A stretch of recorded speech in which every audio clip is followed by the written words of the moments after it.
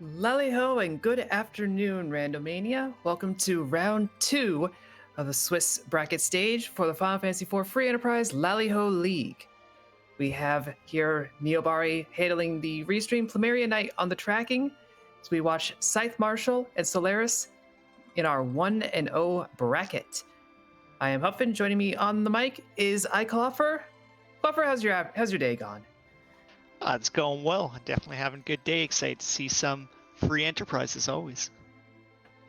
Absolutely. We have, as I mentioned, this is our 1-0 group. So both of our runners did have a win in the previous week. ScytheMarshall pulling through with some interesting, slightly gambling plays. Soleras going through what really seemed like a slog of a seed. Anytime your win time is over 2 hours, you know that seed was rude. But these two are going to get to face off against each other today, starting off with a Palom as our first character. Yep. Having Palom there with a 5th objective, you can see of Get Porum, means we're aiming to get the twin set today. And our other objective there, defeat Mylon, of the 2 random objectives, means there'll be a bit of a boss hunt going on, so they might just stumble upon that or might have to start checking those boss locations. Yep, and of course, with this being in the Swiss rounds, those first 3 objectives, those are going to be a consistent sight throughout the entire time. We'll see how well those come into play, how easy those are going to be.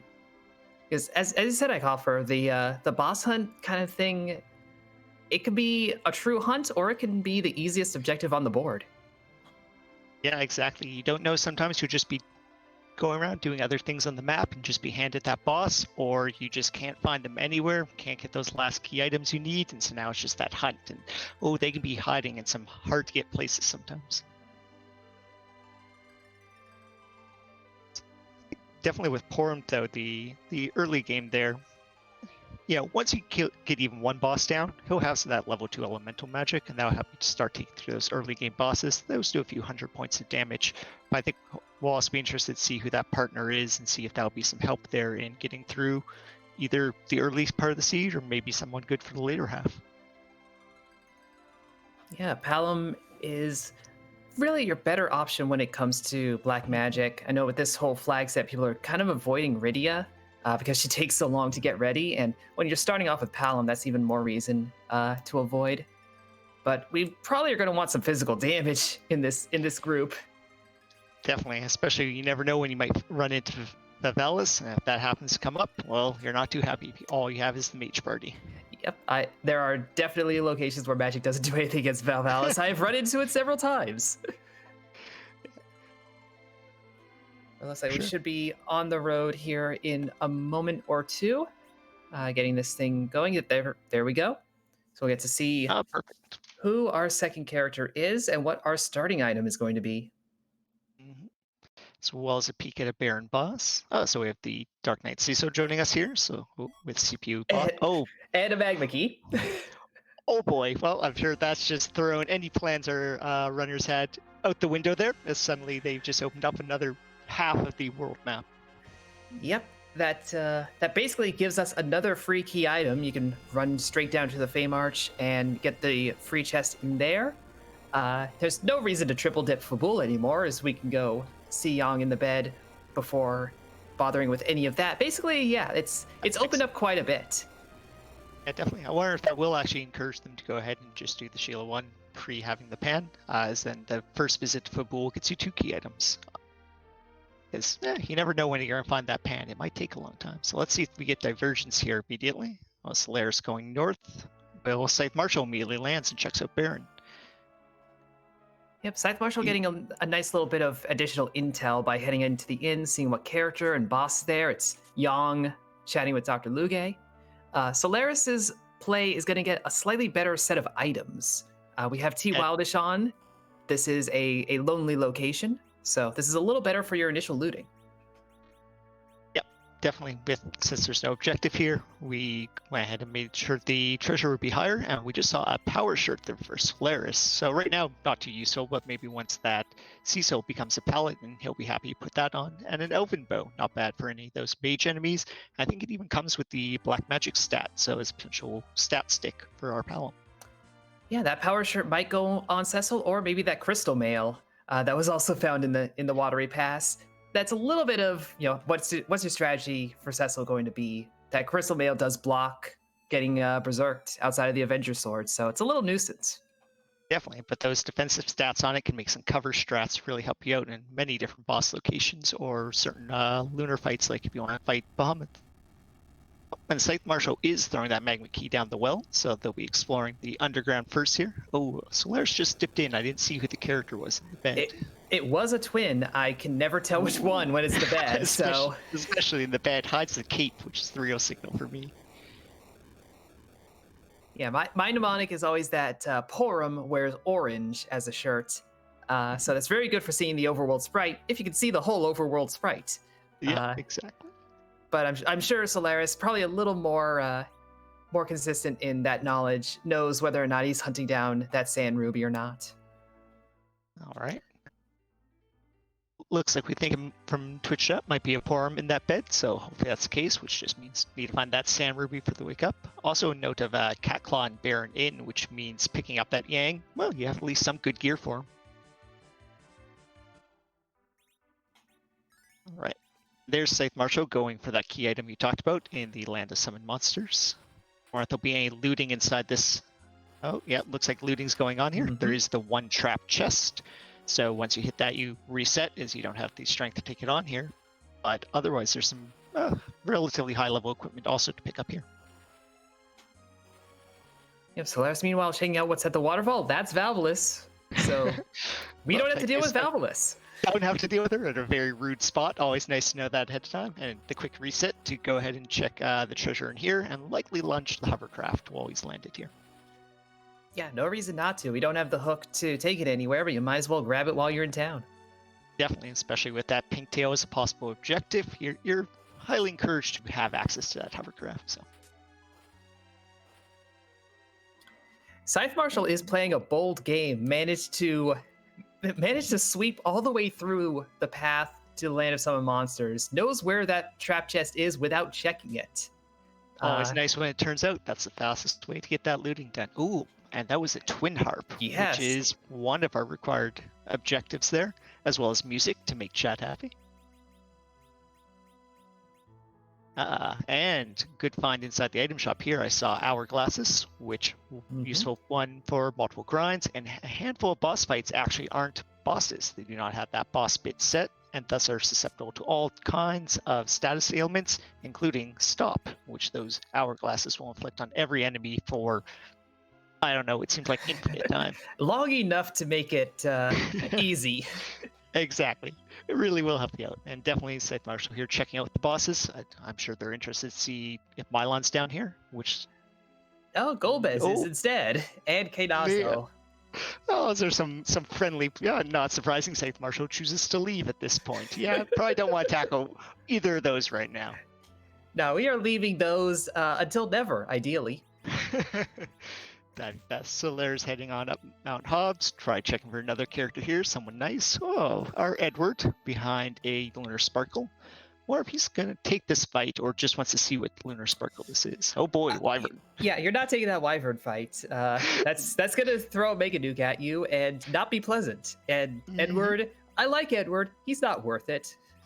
Yeah, although it does provide that useful information of Wyvern is there, so Wyvern will not be anywhere else. And quick reset there by Soleras and heading on into Antline Cave to check the boss and objective here. As well as a little bit of looting. Not too surprised. Soleras has already done a fair amount of looting, so not checking every chest it looks like in the Antline Cave. Yeah, the stuff in here is good but not great on T Wildish, so it's worth getting the stuff that's on your path. You get a light sword. It's wild-ish. But you're not going to bother diving every single chest in here when a bunch of them are out of your path. Exactly. Although, honestly, I would say at this point, my next step, if I'm Soleras, is going over to Mount Ordeals as soon as possible. Get that Cecil turned into a paladin. You've got a lightsaber. You've got the crystal armor. You've got such good stuff. You've got a free boss here. Excellent. This is one of the ones that can be stopped with the hourglass. Although this is such an easy spot, it's not like you really need that help. But Soleras has even picked up mute bells. So again, another way to make this particular boss fight easy, as the annoying thing is their size and piggy casts, which if they're muted, you don't have to worry about that. Yeah, they're just going to counter ineffectually over and over until you knock out 500 HP off of each of them. Exactly. A little slow to constantly see those spell notifications come up, but not much to do about that, and definitely better than getting the size in the piggy. All right, so ScytheMarshall did go ahead and find Yang in the underground, so I imagine Fabul is relatively high on ScytheMarshall's places to go next. Yep, although I guess he hasn't looted Damson or done any of this segment, so he'll take a moment to do that while Soleras gets a protect ring out of the antlion nest. Definitely a nice piece of equipment, but I'm sure Soleras was hoping there for an actual key item. Still not resetting, going to go ahead and keep that and walk his way out. And sure enough, nothing else is like. Go ahead. I was gonna say, if nothing else is like you said with the tier 2 spells on Palom, that's value in and of itself. Mm-hmm. I do believe Soleras has picked up some decent equipment as well for Palom, so getting some extra wisdom stat through maybe that elven bow, and I think he also had a sorcerer robe, and the protect ring can keep him safe, although the rune rings, which the dwarf starter kit has provided us 10 of, is another way to boost those magic stats and really make those low 2 elemental spells hit, even if you can't say match up to an elemental weakness. All right, ScytheMarshall going ahead and checking out Mount Hobbs. Likely we'll see the reset on finding out wyverns here, but we'll see. As Soleras goes and drops the magma key down the well, we'll get to do his bit of underground looting as well. ScytheMarshall going through, checking out what he's picked up as he's been running around here. I think I saw a curse ring there. I didn't quite see where that was picked up. I believe that's in the inventory. Definitely good for getting those agility manipulations. Yeah, I didn't notice where he grabbed that, but that's a fortunate grab to have. Definitely. You're always happy to have one of those in your pocket. Just you never know which fights you're going to need it for, and definitely a useful thing to have for Saromas. Bring sort to the top. Definitely a nice little trick you can do if you think you're going to have to be cleaning up inventory. The true end boss of any free enterprise run. Get that little help there. Yeah, that's become my habit, is just having that sort in the first spot. Messes up. I'm sure like some runners, they'll mess up their muscle memory with other inventory management. But it's so nice to have it right there. Like, come on. Yeah, you never know. And plus, it makes it when you want to just buy 2 or 3 of an item in a shop, you can just spam the 1 buy instead of having to manipulate the quantity buy. So there's a lot of benefits to having that sort button. Soleras also looting and landed some monsters here. So hopefully they'll do the same route that ScytheMarshall did and not have to find the monster chest and still get to get all the loot. So yeah, really just a trade here. ScytheMarshall heading down into Antlion Cave, and we'll be going through this, find that protect ring, likely keep it as well and walk on out. Again, that experience, get to at least the first level 2 elemental magic on Form is a nice find. Sorry, on Palom. And thankfully is coming up here to the save room. This is where the light sword and the crystal shield were. Yeah, as you were saying, going over to Mount Ordeals could definitely be a nice idea at this point. That's a good weapon for Paladin Cecil, so can motivate that. And again, we had that dwarf starter kit, so there's just a handful of nice things. That dwarf axe, so you can immediately back row glitch. That crystal armor, you won't really have to worry about Paladin Cecil falling down for a very long time with that setup.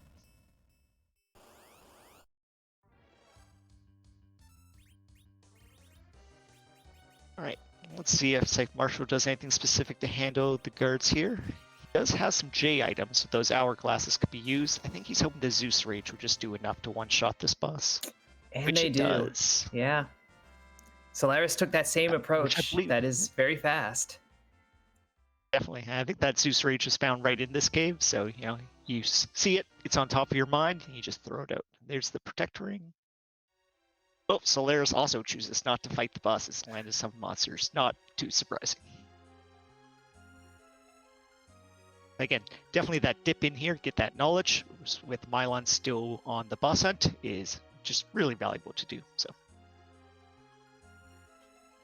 Yeah, did not get that curse ring as was mentioned in chat, that it did come from the item shop in here. ScytheMarshall did that extra bit of shopping as well as looting, And in both cases, those are going to be weighted a little better as they're hidden behind key items or other various dangers.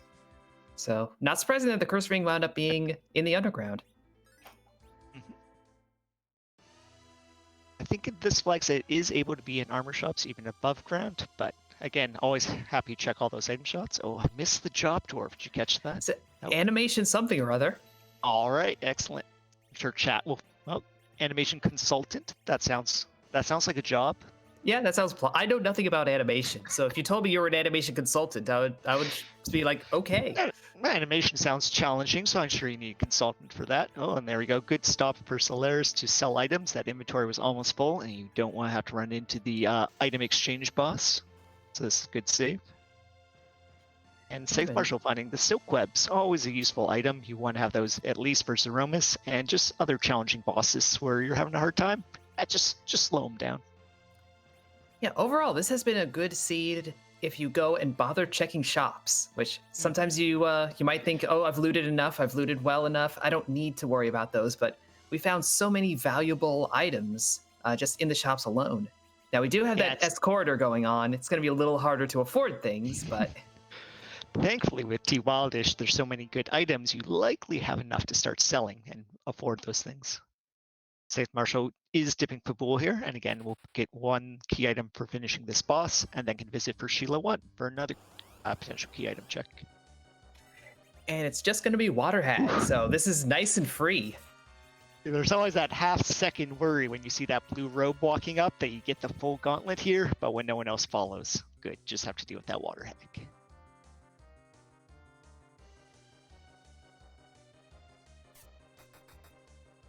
Soleras also going ahead and visiting Yang in the underground, so Fabul might be Soleras' next check as well. We'll have to see that.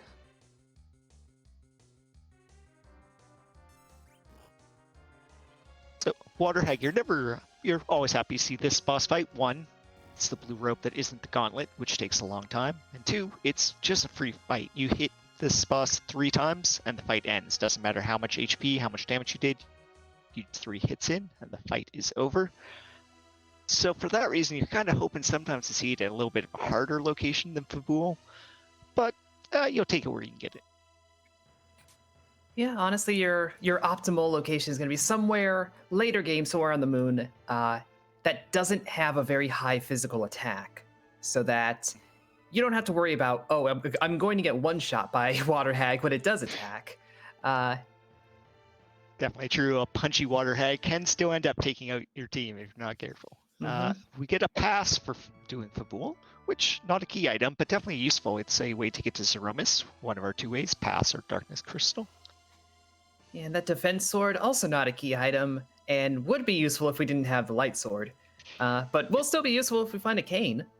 Yep, cane, or maybe a second Cecil. There are duplicates, I believe. Yep, 3 duplicate characters will be strewn about. We don't know which 3 they're going to be. It could be 1 character 3 times, for all we know. Right, ScytheMarshall continuing to do a little bit of shopping. At this point, I wonder what ScytheMarshall is looking for in the weapon and armor shop. Maybe some arrows, perhaps. There's definitely some different arrows that are useful to get through a handful of boss fights. Oh, and back to Mount Hobbs. Yeah, I believe ScytheMarshall looked at this, saw Eddie, saw Lunar Sparkle, and left before checking what the sparkle was. Might be thinking this isn't Wyvern, which it is, and might be thinking it's doable. It might not be. Indeed. Maybe we'll be able to get those Star Veils up, because if you can reflect that Mega Nuke, fine. But if you can't, that will get you a wipe even at this location, which probably doesn't have the highest magic stat. My guess is ScytheMarshall was hoping to get that XP to Paladin to get a handful of more spells, or even work towards Virus and Quake. Instead, looks like he's only going to get it on Cecil, which does not do much of anything for you until you swap to Paladin. So Scythe is going to hold on to that victory, though, is going to take that Edward. Mm-hmm. Maybe hoping to find a spoon. We do have spoon word flag enabled here, so maybe just hopeful on that end, as well as just having that extra person. They can throw out items, they can take hits for the team. If your party's not full, you're kind of happy to take anyone into the team. And he's already done the work at this point after defeating Wyvern. Yeah, we do have see buy enabled during the Swiss round, so once you get rid of somebody, they're gone for good. But it's not permajoin, so you can get rid of somebody after bringing them into the party. Having a Edward, even temporarily, as you said, that does kind of pad things out, makes certain bits a bit easier to deal with. ScytheMarshall is heading up Mount Ordeal, so does want that Paladin Cecil. Again, has a good collection of gear here. Another interesting part is you get to fight 3 bosses going through this, which normally is considered slow, but when you have a boss hunt still up, it's not too bad to get 3 bosses. And you know what, maybe interesting in picking out that Eddie as relatively good gear there. A good bow with the samurai bow and samurai arrows, and the black belt for some additional strength. Yeah, that is a decent battle bard, I dare say. Soleras making the same move without Edward in the party, just a 2-parter. We'll get to see what are the bosses up here pretty soon. Definitely.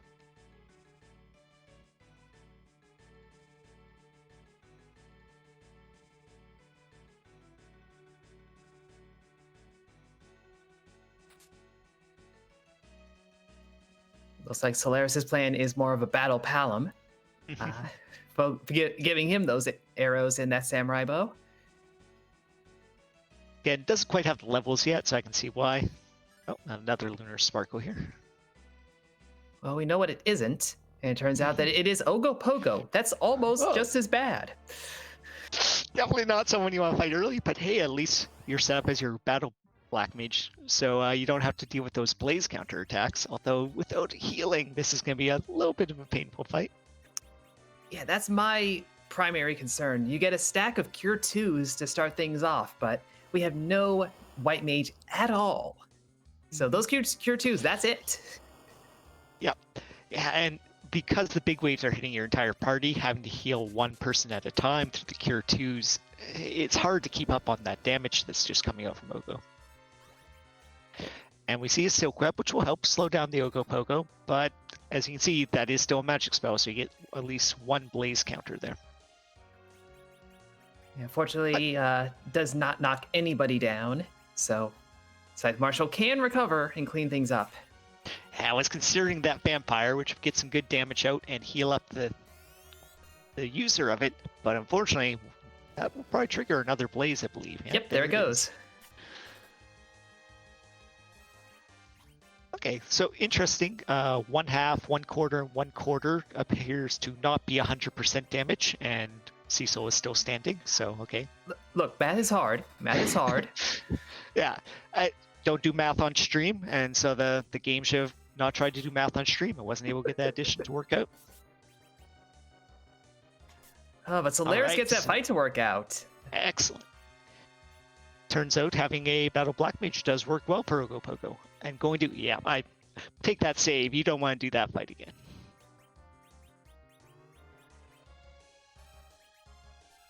All right, and we'll get a peek here at our next boss. This is the back attack spot. So you will get a round of the enemy attacking first, which was a Baigen here. Not the nicest boss. Again, might be good you have your Black Mage set up as more of an attacker, because after your first magic hit on Baigen, they'll be casting Wall. So you can only really get 1 in. Yeah, although ScytheMarshall kind of showed that was an interesting approach at the end there, using a Star Veil on Cecil and bouncing spells off of him to avoid the blaze counter and do 1,000 damage with that lit too. Oh wow, that's a big hit there. That must be some pretty decent also magic casting gear on. Yeah. Palom, my apologies. That could very well be. Oh, go ahead. I was going to say, might be a strategy we'll see similar here on Baigen. You can get past their own wall cast just by casting a wall yourself. Point out in chat, there were a few bluffs by ScytheMarshall to go ahead and get that magic high enough, and that makes sense. Also, good strategy here against Baigen. As noted, he won't cast wall until you hit him with a spell first. So, as you can see, Soleras there buffing as well. You just make that first spell hit hard enough, and it doesn't matter if the wall is cast after. Yeah, but that vampire coming off of Baigen, that's enough damage. giving a little bit of problem. Yeah, Soleras is going to struggle with the two-person party, just the targeting of it all. That's the main problem that he's dealing with. Yeah, everything here is single target, so it's definitely helping ScytheMarshall to have that extra body there. And Edward is only one person, even from a high damage attack like Vampire, you're only getting one of your party members knocked down. So yeah, even though with that Wyvern fight that ScytheMarshall did over on Hobbs, you didn't get really any XP functionally, but you got that character, and that is proving to be really valuable here.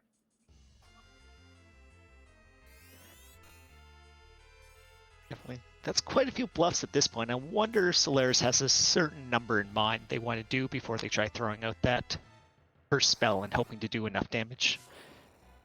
Also, a good idea there to knock down one arm. That's one less source of attacks coming in every round. Oh, here we go. It's Lit 2 coming out. Will this do enough? No, not quite. It's like under 1,000 for ScytheMarshall, only about 500 for Soleras. I imagine both were really hoping to see bigger numbers there. Oh, and Soleras gets HP run out off of that vampire and is going to bail on ordeals. Probably going to head over and try to pick up another character. Maybe the Edward, maybe... Actually, where else would you go for a character right now? Oh, yeah. I suppose you could check Mist Cave and just see if D-Mist is vanilla, and maybe then pick up that key item. Yeah, or as Preliminary Knight points out, Yang is in the Baron Inn.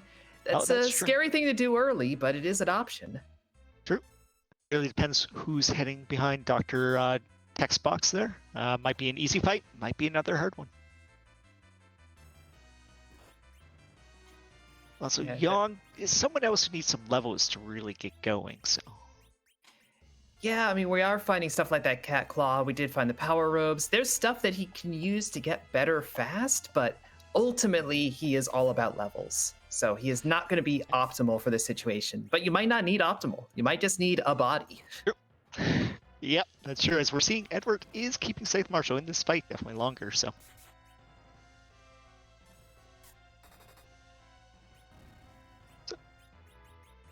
So this is one of the easiest boss fight locations game, only 400 HP here. So kind of unfortunate run into Dr. Luge, who you have to go through the 2 fight phases and all the text boxes. But again, you get a character here, you get a key item check. Sometimes you just have to eat those time sinks. Yeah, unfortunately, it gets enough damage in that Luge doesn't get to poison. That would be really annoying. And actually getting Dark Elf as the second fight, not the worst thing. This fight is more punchy than magic-y. So Dark Elf is not going to be a huge concern on that front. Yep. And if you get through the first half, the second half doesn't actually have the boss bit set. So again, you have the opportunity to throw out certain elements, maybe the stop, which I believe he even knows the spell at this point, to really just lock down this fight and make sure he safely gets through it. Although ScytheMarshall has made it through Baigan and is now entering the crystal room here to be rewarded with, unfortunately, not a key item, just a Dragoon Helm. A nice piece of armor, but again, I'm sure not what he was hoping to see. And we do have a little bit more vanilla up on our deals. That's Dark Knight Cecil. Paladin and friends get to take him on. This is a free fight. Survive 3 waves and get a lecture, and you're done. Okay.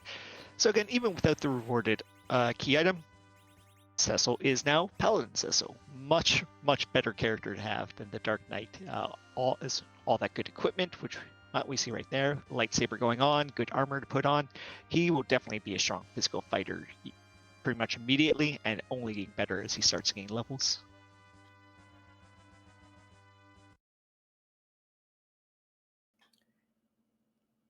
Meanwhile, Soleras is going through that Dark Elf fight, going totally fine.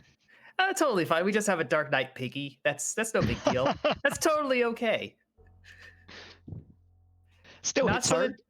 Not something to be concerned about at all. He's now on the floor. That's as Dark Knight piggies do, I guess.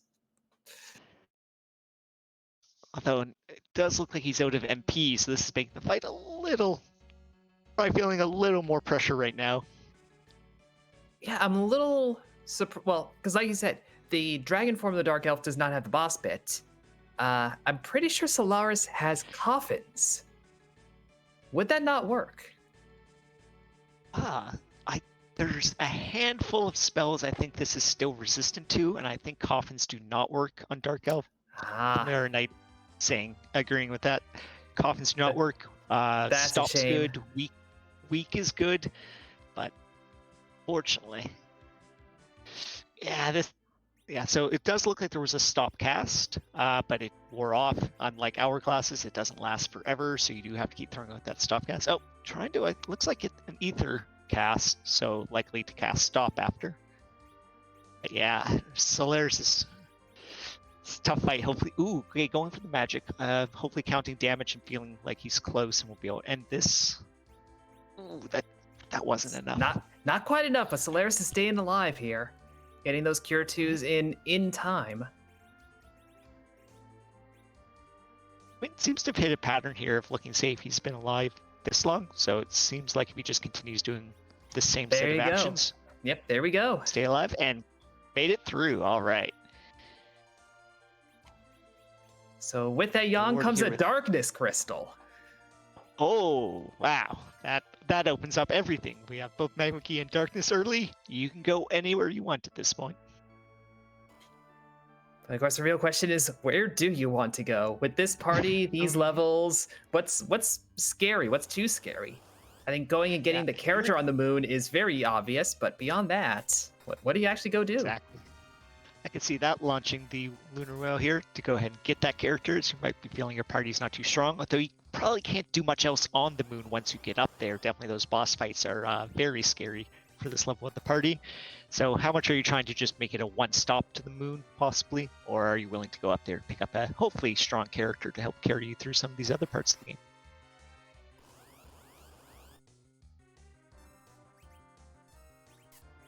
All right. ScytheMarshall here, finding the Dark Elf. Having that Paladin Cecil with, I believe, the Defense Sword on. Oh, and switching over back to the Lightsaber. Yeah, Light Sword is the right call here. Dark Elf is dark, and Light Sword is light, and those don't go well together, it turns out. Who knew? You like to see those big damage numbers get you through this fight quickly. Not casting stop, so okay. Nope, feeling a bit more confident, can't blame him. Yeah, exactly. With those high damage numbers, you don't even want to watch that stop animation. Just have Cecil keep attacking. And Soleras is going ahead and launching the Lunar Whale here, going to be heading up to the moon, surely. And I'm guessing picking up the character. We'll see. Maybe the item shop check there as well. Say finding sirens could be good. I don't believe we've seen them anywhere yet. Don't believe so, no.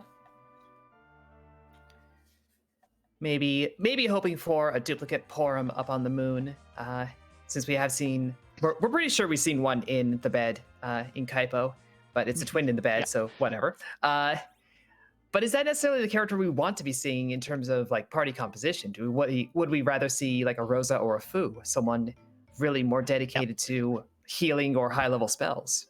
Definitely, and with this being a gated check, we do have the opportunity for Fu or Edge to show up, where we didn't at our other locations. Indeed. And I imagine while getting that Porum's good for the objective, there will not be any sadness if it's instead just a Fu sitting up here. Oh, and there are the sirens. Yep, the Hummingways have the sirens today again. Good. So that can be interesting too, which maybe go crack a few of those sirens, get a few levels onto this party, and then you're feeling a little more confident on taking on some of those bosses. Probably a little more, ScytheMarshall a little more motivated to do so, as he already has this Paladin, so he'd be happy to get levels on there versus Soleras. But Soleras maybe wants those levels so he can go ahead and get that Paladin Cecil. Yeah, I feel like for Soleras, having Yang in the party, having that little bit extra level that you got from getting there in the first place, plus whoever's up here, I think that's enough to tip him over the edge on that Baigan fight. So I think he'll be comfortable enough to go back to Ordeals once we pick up another... Okay. Sure. Again, we were talking about, well, there's a handful of good weapons here, so if you get a duplicate Cecil, great, you can equip all of them. But wow, you really want to finish ordeals here, so. But yeah, that Yang, that extra bodies too at this point means Bygone just that much less scary. So Soleras is probably going to be heading back to ordeals. But we'll see. ScytheMarshall, though, I imagine will be very happy to see that another Paladin Cecil joining the team, and hopefully doesn't sell his extra sword, thinking, oh well, I don't need that. I already have Cecil equipped. It's fine. Yeah, I think I saw him earlier sell a crystal armor when he was doing his early Land of Summon Monsters check. But again, we found 2 crystal armors over the course of the seed so far, so you can't get rid of them. They won't go away. As well as just that sells for a lot of money, so it could be that was how he's able to afford that cursed ring. Oh, absolutely. That's a very, very much intentional move, and a wise one at that. And Soleras is going to go ahead and crack it. Well, we'll see how many eggs. As you noted, it does have access to those coffins, so even when your party is not powered up yet, coffins give you guaranteed egg crack here. Or a good chunk of experience. So I wonder how many levels we'll want here. Going up to Quake is always nice, as Quake is such a powerful spell, as well as piercing wall to make that Bygone fight. Nice and I think that's all Soleras needed. Because like you said, use Quake on Bygone, that fight becomes completely easier. Completely changes the tone of it. Got that level, and yep, immediate beeline to Mount Ordeals. ScytheMarshall is checking out cave value, it looks like. I wonder if he just wants to see the fight here, or will actually end up taking it. You know, the way he's menuing makes me think he just wants to check. Because he was looking for an exit on his Cecil, and arranging his save files. So this is probably more of an information dip, and if you're lucky and it's a really free fight, which what's left, King Queen Evelyn on that front, you're probably resetting out. Yep.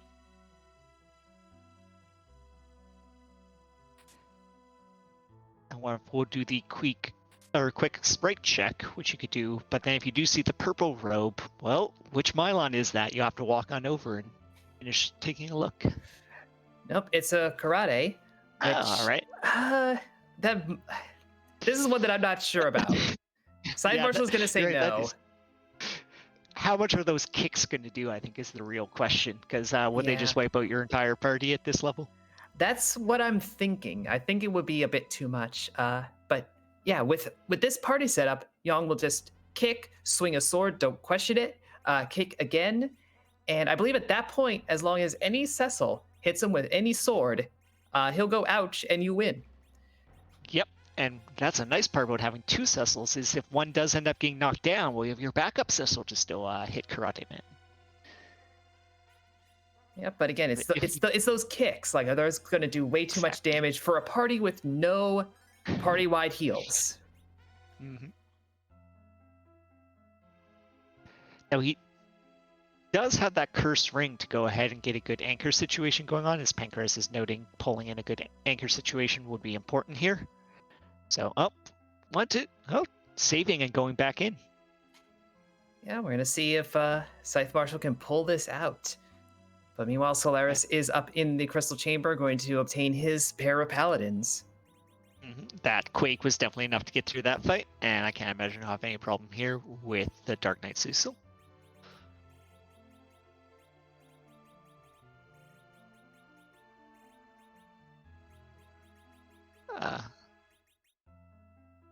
We have a Slumber Sword on second Cecil, so maybe ScytheMarshall did unfortunately sell his other sword, so.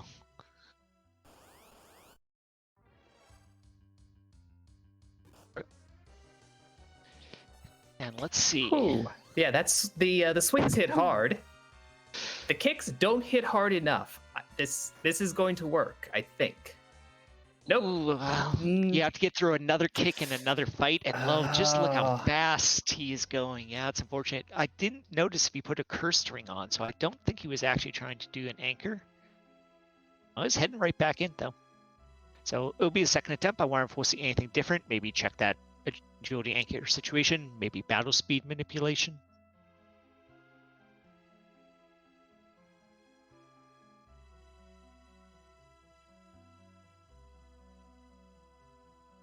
Yeah, a call up from Plumeria Knight. Lowering down battle speed might very well help get through this fight. Gives you a lot more chance to get your own commands in, so maybe healing up after those punches. Yep, and shuffling around things to have maximum defense on the Cecils. Mm-hmm. Definitely, those are the ones you want to survive, so they can get that fight command out.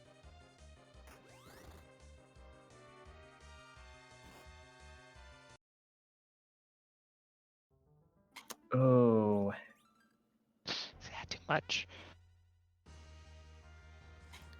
We have a good call in chat. Yeah. A King Ryu fight would get you those levels, get HP up, and we do have Sirens to summon that fight, and we do have Hourglasses to go ahead and stop the King Ryus.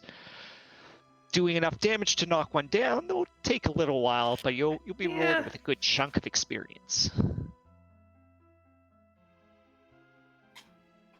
Yeah, there are enough ways to make this work out if you want to keep pushing at it. The real question is, how many times is ScytheMarshall going to try before deciding to go take on something else in its stead? It can be one of those things where you feel like, well, I've put this time into it. I just want to see what's behind here now, because this might be the check that puts me well ahead. Exactly. It's, you're in a tournament setting. You are in a competitive setting here. You got to think, like, what can I do to give me a little bit of an edge over my opponent?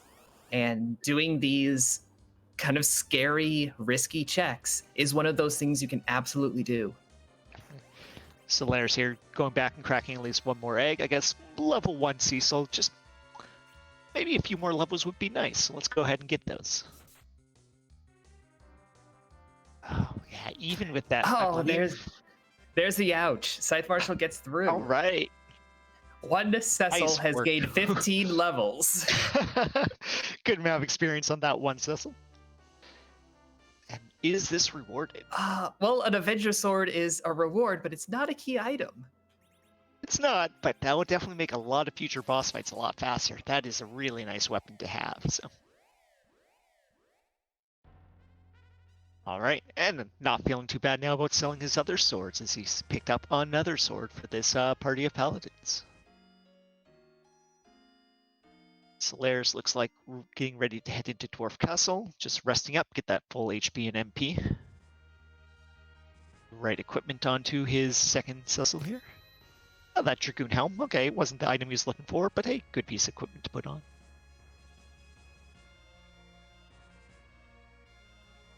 Yeah, this will be another good spot to naturally pick up a character. If you get through this, you do get another member in your party.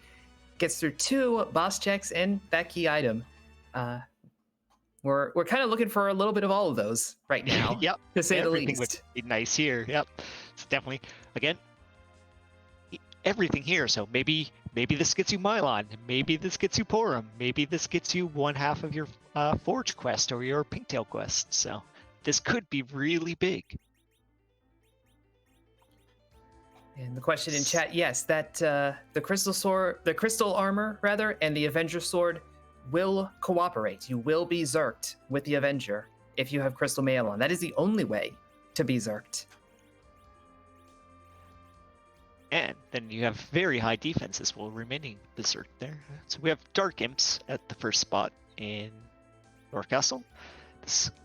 Again, I'm not sure Soleras found those hourglasses, but this is a boss that is not a boss and thus can be stopped. Didn't see an hourglass come out, so I'm guessing doesn't have them or just isn't worried about the fight.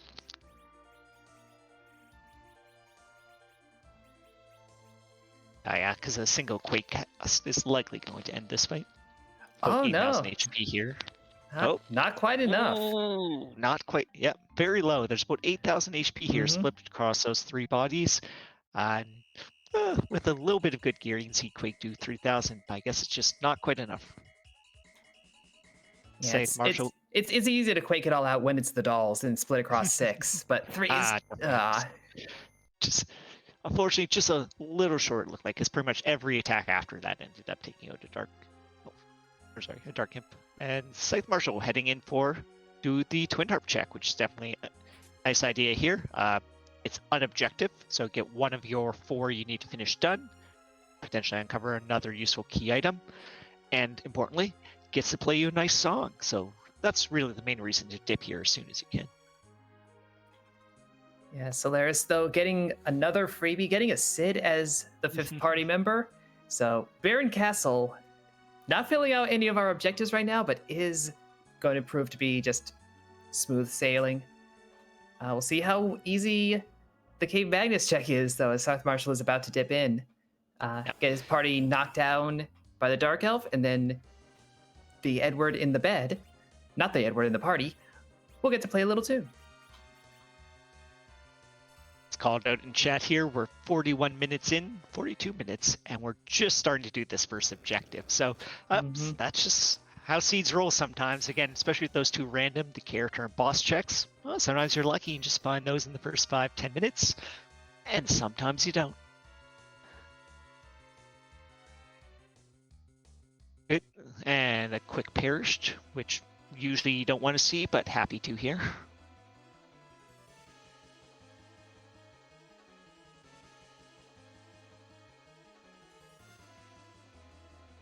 Right, so as this is a randomizer, we randomize as much as we can, which includes music that plays here. So we have a random song from, I'm not quite sure how big the list is here, but coming up now, we'll get a nice DJ movie.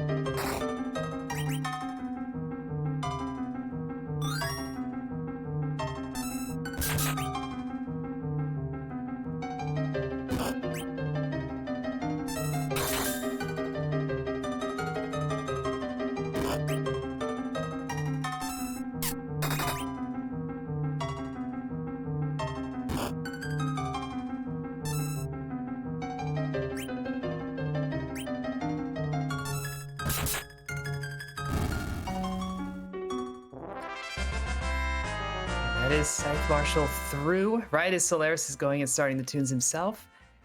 Seeing a nice demonstration of life locking against Ashura, but also seeing that magic in this spot, it doesn't hit very well. That Cure 3 did 1 healing. Usually you want more than that. But we get that life staff, and Soleras gets to listen to the Culex theme. Not the FF4 battle music, the Culex theme. They are distinct. They are legally distinct. They are different songs. As French vanilla as you can possibly get, though, is still Final Fantasy IV music, but not quite.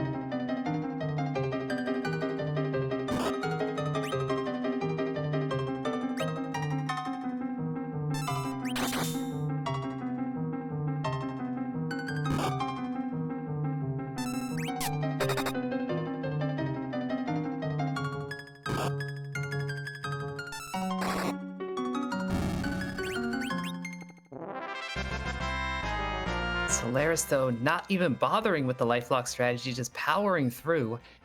Does seem to have a stronger physical party here, so gets through that Ashura fight right quick. Yang was definitely hitting for a lot. I'm not sure if he's taking advantage of that mage racial bonus potentially, but definitely was Could able be, to get yeah. through. I'd say faster than ScytheMarshall did. Yep, and that makes objective number 1 complete for both of our runners at about 48 minutes in. As Really just swapping. As ScytheMarshall now jumping into Dwarf Castle himself. And I think the reward from that was the Earth Crystal, just kind of looking at the tracker there from Soleras. So definitely, again, you still don't have that character check done, so you like getting the Earth Crystal as you get 2 characters behind that, 2 bosses, still looking for that Mylon, and another chance at a key item. Yeah, and really Soleras comes off a little bit better in this whole exchange as well, getting to do Cave Magnus into Earth Crystal, staying in the same general vicinity. ScytheMarshall gonna end up dipping up, coming back down, going back up. Movement time adds up over the course of a seed. It really does. I mean, you're happy to have the Enterprise, and you want to spend as little as much time in it as possible.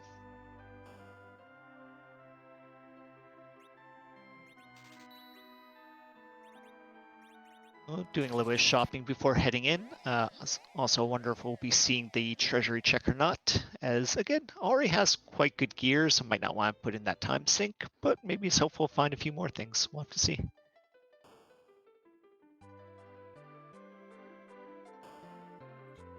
Nope, is swinging over, so Soleras is going to go and rate that treasury.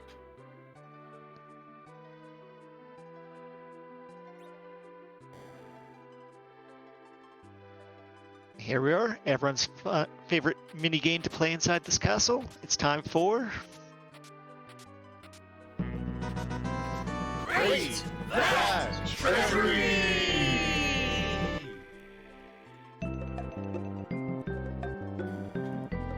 Well, we saw a curse rig. I say that kind of takes precedence. I believe chat got it there. That's a curse out of 10, and I agree with that rating. If you don't have that curse ring yet, anywhere you're checking and you find curse ring, you're happy with that check. Especially Soleras, I don't believe had found the curse ring yet, so now having one in his inventory would just make fights all over the place feel just that much more comfortable. Yeah, I did spot some other decent gear among the grabs. Nothing that really jumped out. And considering we already had really strong paladin gear going in, it's not a big deal, honestly. That curse ring is really the one highlight. Yeah, it is probably worth noting one of the flags that is being used in this tournament that has been used in any others is the no tier 7 in treasure chests other than trapped ones.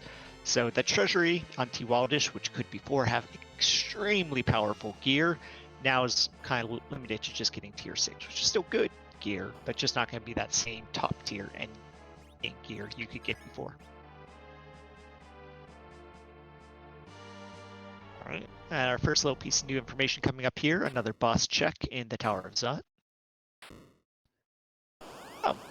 There's just a question in chat about the curse ring is something you slap on to agility anchor to manipulate speed. That's exactly correct. The way speed works in Final Fantasy IV is everything is linked to your lead character, typically the middle spot, and everyone has relative agility linked to them. So if you go ahead and really lower their agility as low as possible, down to 1 or 2, which curse ring really helps with, giving you minus 15 agility, everyone else becomes relative agility 1. They're 5 times faster than your main character, as they're always 5 relative agility. So your speed is now just as high as likely the very, very fast bosses, who do also get to benefit from that relative agility going up to speed 1 as well. But if they were way outspeeding you before, you're happy to kind of make up that difference. Yeah, the agility system in this game is very complicated, a little hand wavy from time to time, but it's the sort of thing that as you get a stronger feel for, it becomes an excellent tool to work with. And it is something that this community has been working to document and to better understand and devise better tricks for pretty much constantly. And I guess it's a duplicate seed as we're getting another Yang here. Wow, And another. Wow. It's Zot was the master monk, it turns out, and they have come on their pilgrimage. So the thing is, oops, all Yang seed. The thing is, this actually does make that Sand Ruby required now to do Objective 5, as we have seen all 3 duplicate characters. We've seen 2 duplicate Yongs and a duplicate Cecil. Definitely. So really, it's hey, where can you get those key item checks? You're just going to need to find those at this point, as either you're getting the Sand Ruby to unlock that character check, or you're going to go ahead and get the key items you need to do the Forge or the Pigtail quest. Yeah, but you're not going to have to work to find Mylon, as here he is on the top of Zot. Hurrah! Second objective. Yeah, Second objective there, coming in at 53 minutes. You don't get the character that you want, but you get a good consolation prize. Definitely. Never going to feel bad about doing a check that gets you on your objectives. Check, done. And still, we actually have the key item behind this. We might even see some more value. We'll just have to... Yeah, very true. I don't imagine Soleras will have too much problem getting through this fight, doing decent damage here to the Mylon. The Lit One's really not hitting that hard for the level he's at. Yeah, the Lit Ones almost never hit very hard. This is not the worst fight to find. Usually it's the zombies that can be a surprise damage source. Depending on where you find them, their drain stuff can actually hit hard. Yep. So hopefully you're able to just wipe them out quickly with an AoE attack, such as Quake, and then just work through the HP and eat the Lit Ones. Right, Soleras has made it through and exiting out of the Tower of Zot to be rewarded with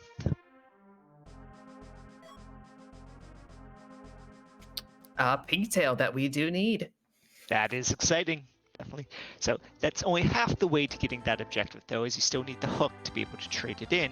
But hey, half the way there is good. With the second rating of the treasury here, and with already having the cursed ring, this is probably less exciting for ScytheMarshall. Some good gear in here, but not too much he needs, and unfortunately running into the item screen boss here. But hey, taking it as an opportunity to clean out some space.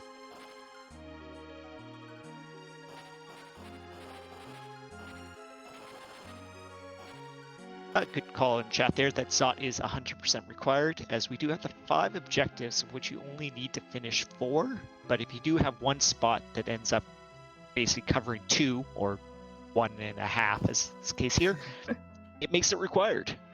So luckily, though, it does look like ScytheMarshall, I assume, is going to immediately head up Tower of Zot here. Yep.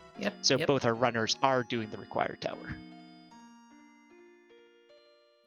Yeah, I mean, with this set of key items that our runners have obtained thus far, that's basically all you got to do. You can go do a keyless tower, I suppose. You can try to deal with those Feymarch bosses, I suppose. This is the least scary option, so this is absolutely what you would go for first. Yep, definitely. Though it does look like Soleras is going to be tackling those Feymarch bosses, which they are somewhat scary, although at this point Soleras has gained a handful of levels, so feeling probably a little more confident. Be interesting to see which of the 2 he tackles. Golbez, if you can survive the first spell to get a Star Veil up, you're done. Oh, looks like tackling Kanizo here. I wonder if he has access to Thor Rages. Sure enough, I saw them in inventory. Being able to control that wave is really critical. Yeah, the problem is you saw that punch 1200 on your front row characters, and sure, Yong can tank that, but that's about it. ScytheMarshall, meanwhile, over in Zot, taking on the Flame Dog chest on purpose, hunted this down. As you were saying earlier, the trap chest can provide tier 7 items. That's the only way you're going to find them in chests. So this is a hunt. That's a Bahamut. That's not the tier 7 item you wanted to see. Unfortunately, yeah. No Rydia to use that, so well, you could sell it for a nice chunk of money, but unless you're going to take Rydia at this point, not going to do you too much good, unfortunately. And we know you're not going to, because Rydia, well, wait, no. We've not seen it yet. My bad. Yeah. So, Soleras doing well on managing those waves, but again, that the punching is still hurting as knocked down 2 characters at this point. Mm-hmm. I'm not too sure how much damage has been dished out. If you can get enough damage done, then the waves become less scary, as it is linked to the current HP on the boss. But you need to find the time to get your own hits in while surviving and getting the waves cancelled. Because the Thor Rage, unfortunately, only doing 1 point of damage. That's not going to be your DPS here.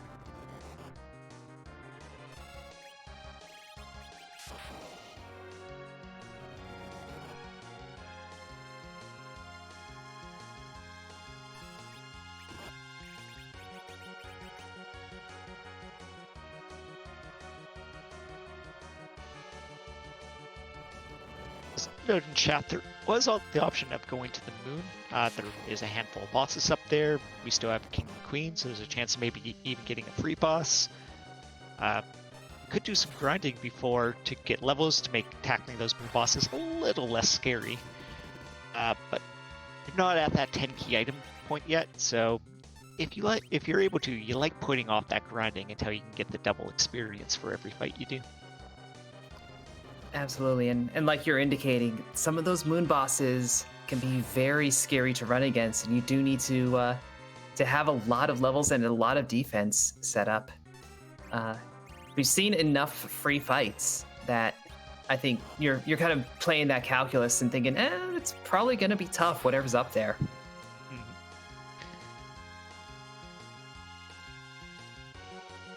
Probably the only really easy fight left is that keyless tower, or at least you can get the levels. But unfortunately, you'd like to, if possible, do a single dip of tower, so have the tower key, and thus make it not the keyless tower, which we haven't quite found that tower key yet. So yeah, that's you're dipping into gamble territory.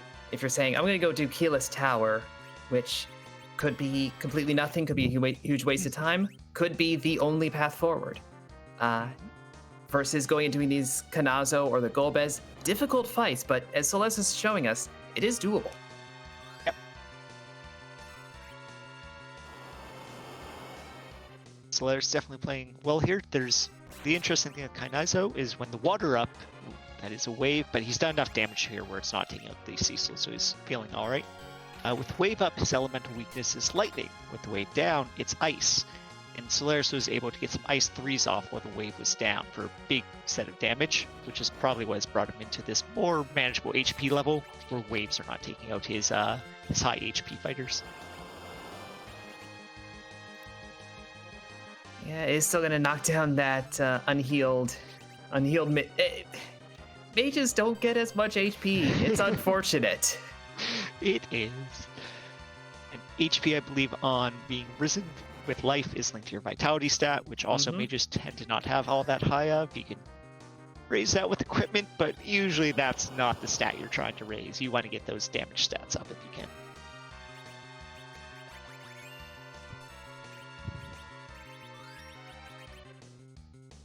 Yeah, it does look like that is the source of his damage though, so he really is trying to focus on bringing him back up.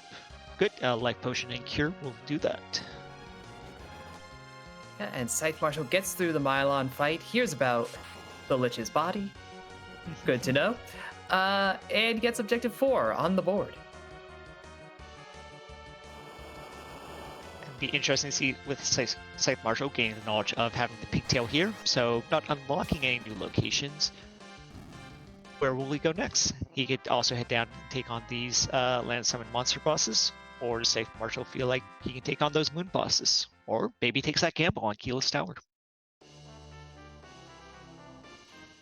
Well, it turns out Kanazo was not exactly the play, giving us an Artemis bow. Great gear, but not a key item.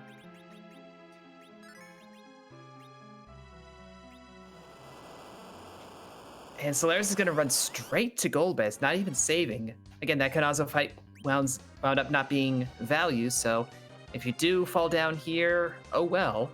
But piggied up to kind of prepare for this whole script. The way Final Fantasy IV handles statuses, it's a little bit of a hierarchy, and Piggy is more important than Paralyze. So this whole hold gas thing just kind of doesn't happen.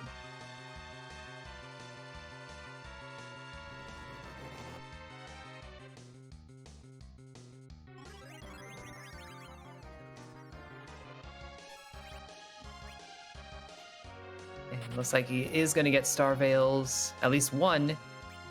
Should be up fast enough. Yep.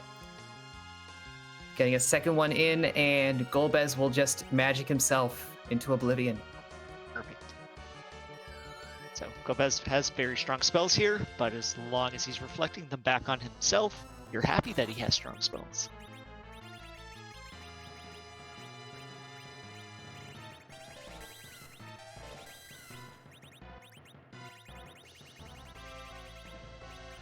Don't want 1,000 damage from that virus, so maybe you'll want to be attacking Golbez and help him along there, and dealing enough damage himself. 35,000 HP, I believe, at this spot. Yeah, it's a sizable chunk. Fortunately, Golbez is weak to some of his own attacks. I thought he was weak to fire, but that was not doing enough damage to support that theory. It is fire, but unfortunately, unlike Lightning 3, he only casts Fire 2. Oh, yeah, okay.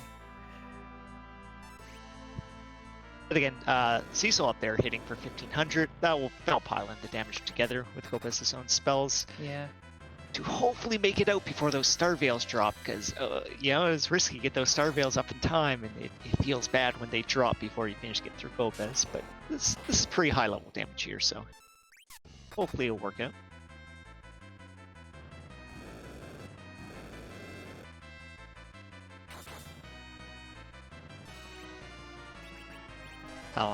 Attacking with the bow. I'm not sure if he's out of MP, because Quake would probably do more and able to. Well, he's a pig. Yeah, I was about to say he's porcine at the moment. Your optimal strategy, if you have the resources and the planning, you make your mages mini rather than pigs, which has the same priority and gets you the ability to do these Star Veils, but you can still cast spells.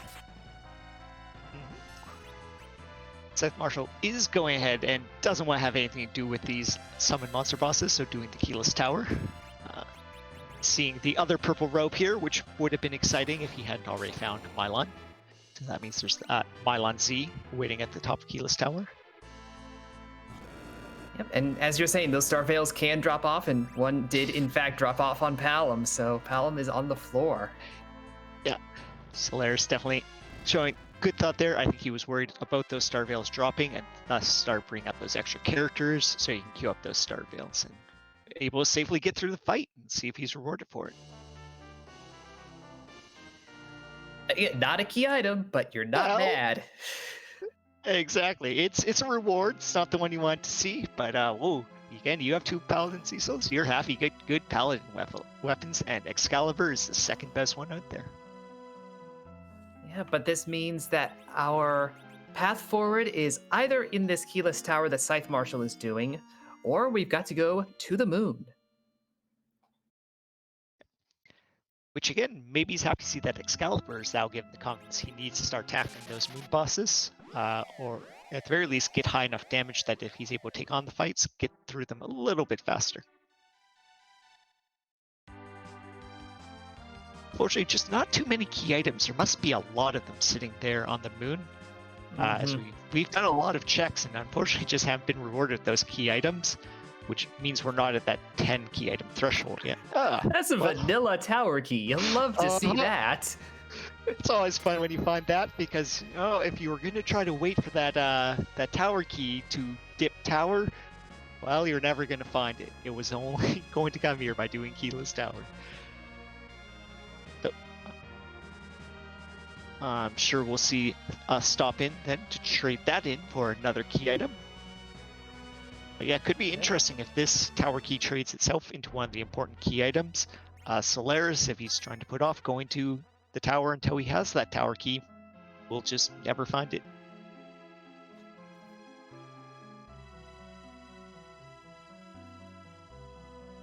Soleras going into Cave Valley will be finding that karate fight as well. The higher levels, this might be a little easier for him than it was for ScytheMarshall. But I imagine we'll be taking advantage of the script as well and just waiting for the 2 kicks to come out. Or is not doesn't feel good about that fight. Okay. You know, that's perfectly fair, and we do know that it doesn't lead to anything. So this is actually a time save. Yep, turns out to be a good call. We have the dolls over here, which again, this is a very easy boss location. There's not much HP here. Yeah, it's like 400 total or something. Split 6 ways here, so yep, Quake will definitely end the fight, which sure enough it does. And we'll get a key item, although not immediately. So the tower key lets you do the cannon room, but then you still have to leave the tower to find out what item you get rewarded with. Meanwhile, Soleras is over on the moon, dipping down. Probably going to do the bottom up. Do the ribbon room first, do the white spear altar, get that higher density and higher HP pulls at some of those locations. So going to take some King Ryu grind first. Yeah, good. With those access to hourglasses, can go ahead and lock down the King Ryus, so doesn't have to worry about his party getting knocked down. Has pretty good damage sources, so should be able to get through their about 8,000 HP.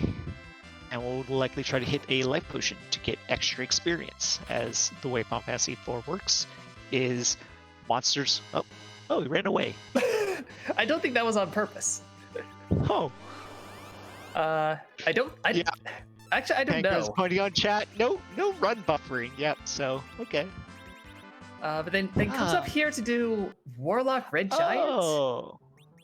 Maybe it's the wrong. Okay, reset. Maybe is trying to find the Warlock fight, has access to to mute arrows and the Elven Bow, so can do the extra damage to mages. And maybe was hoping to find that fight. Yeah. I think that one's on B4, so Soleras had to head down one more floor if he was looking for the Warlock fight.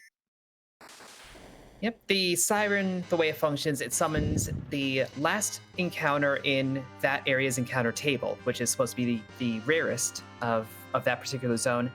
And, different floors of the subterrane, different encounter tables. And so we want that, I think it's 3 Warlocks that comes up on floor 4.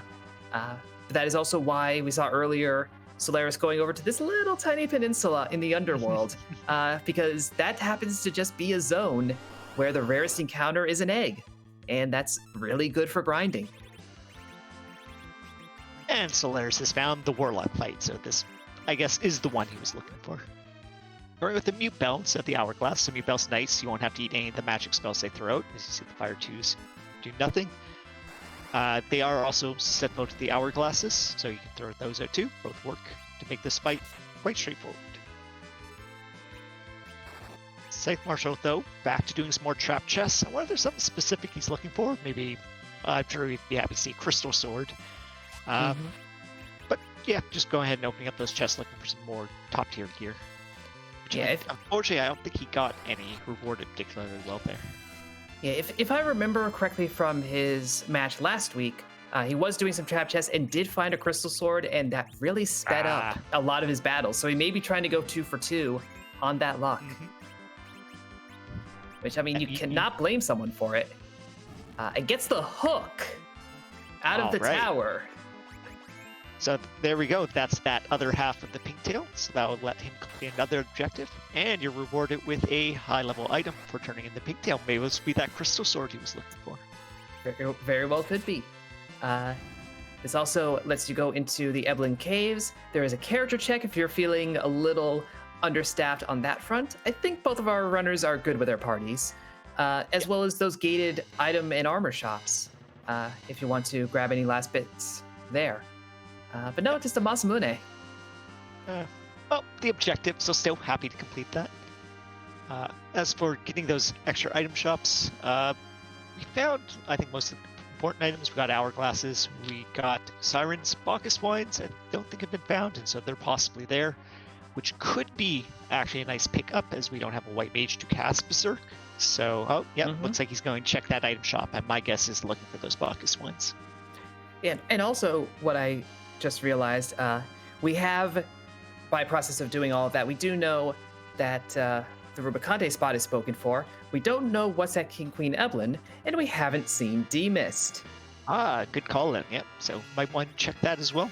Though, in order to check the King Queen spot, you do have to walk all the way up the tower, so yeah, it's a walk, but it's an investment, but if you want to go for it, go for it. Fortunately, 31 gold short of buying 10 Bacchuses, so having to drop that down to only 8. But that's still a good set of wines. Give those to your Excalibur-wielding Cecil, and he'll be doing good damage. I believe actually Soleras is one of the Excalibur, so.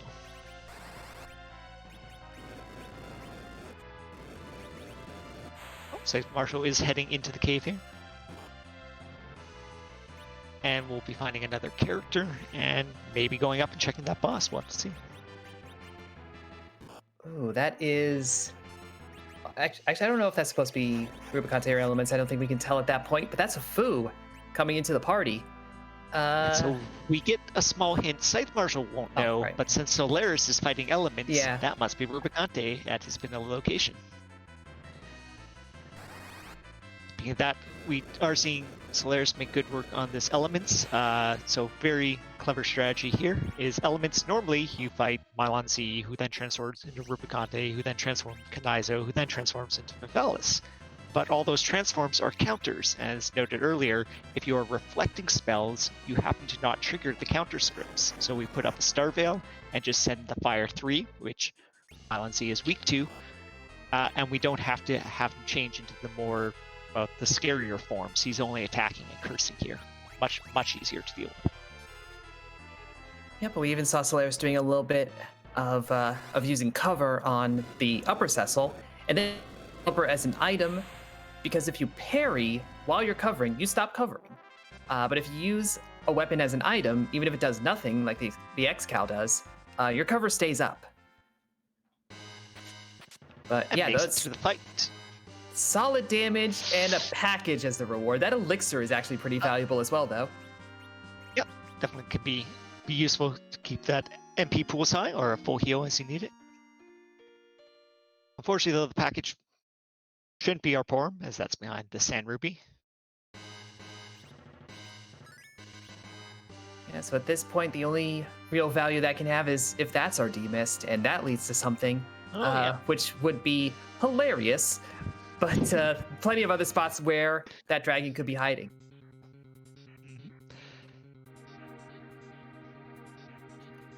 Question in chat. We know from Soleras that Porum is in the bed. I don't believe ScytheMarshall has made that check. Yeah, I believe that's the case, which might have been why he went ahead and checked that hook location, as he doesn't know where Porum is yet, and so really valued checking that character location. Which rewarded with a Fu, so certainly not upset about that.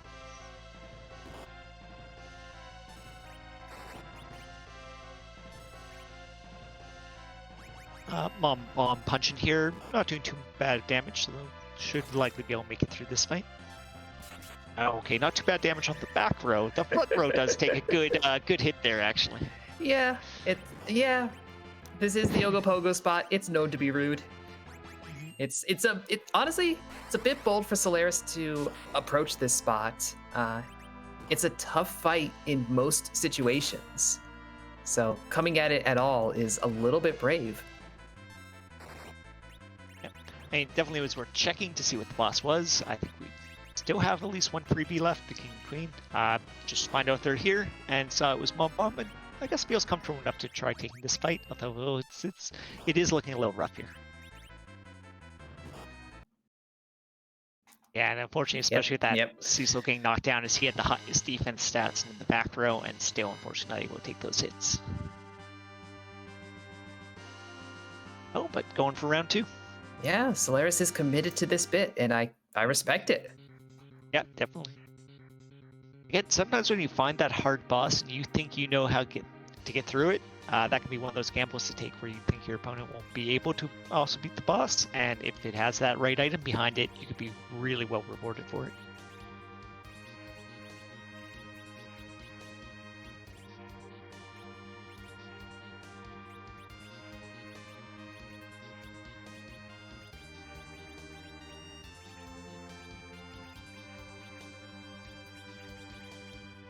Scythe also looks like planning to do the bottom-up check. So again, get that density of bosses and key item checks that you get from starting at the bottom of the moon and working your way up.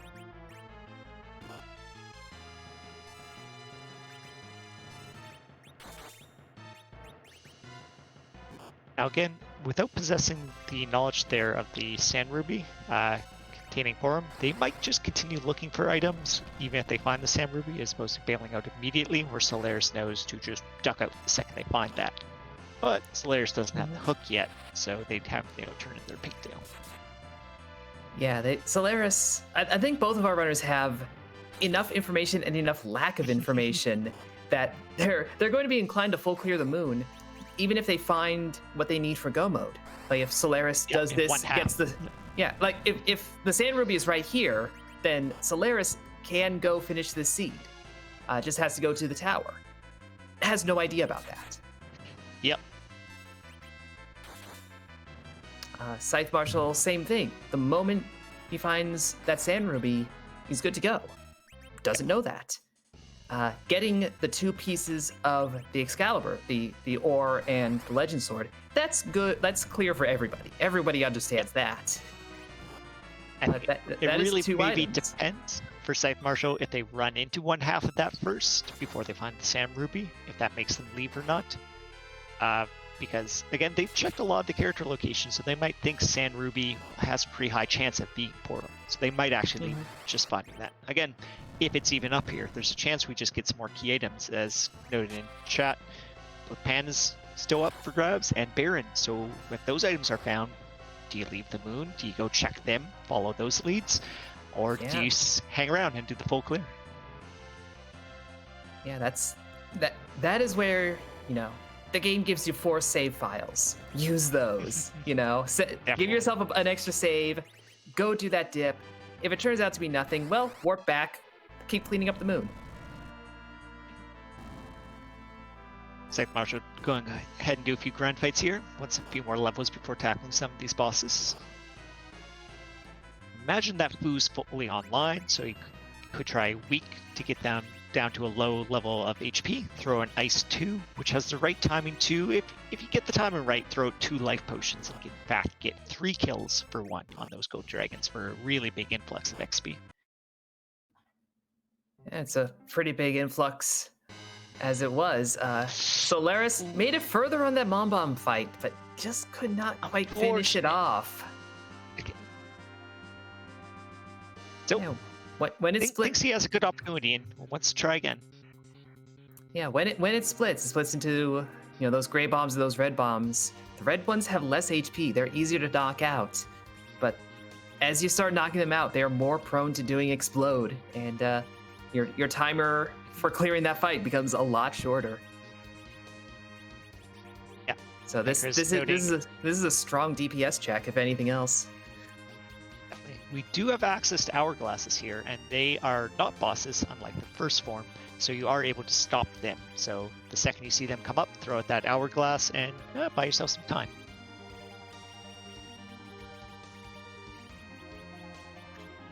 Now the real tragedy will be if this doesn't lead to anything. Oh, yeah. That's oof. Yeah, that definitely always makes you feel real behind when you spend a long time on a check and it doesn't, but we'll have to hope this is something good for Soleras. ScytheMarshall getting a few more grinds done here. And this will help go through some of these boss fight locations faster, as those extra levels will be more damage, more health to survive attacks. Also has access to Fu, who knows Nuke, so that's another good source of damage. And honestly, this whole time with Soleras hitting up the Ogopogo spot in particular, we haven't seen the White Spear altar. It's right next to the Ribbon Room, and Soleras has not bothered to check that yet. I feel like that's usually what you do before dipping down to the Ogopogo spot. Into the... Yeah. They each reward one key item. Like, there's good reason why we want to do Ribbon Room first. You get 2 checks there if you make it through that boss. Here, there's an easier boss, and they both reward you with 1 key item check, so...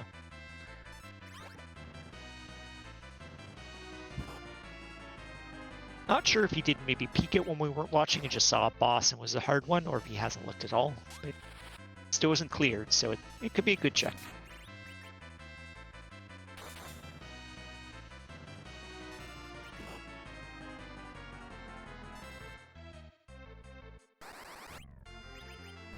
We have ScytheMarshall down, going to check that Ribbon Room, so we'll get the package, and that's about it, really.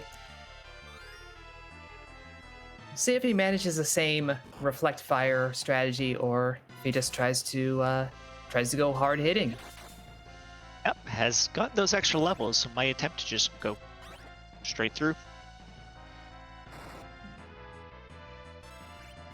Fending looks like wants to hit Fu. Okay. Considering white, I know there's the fire weakness. I'm not sure actually if there's the holy weakness.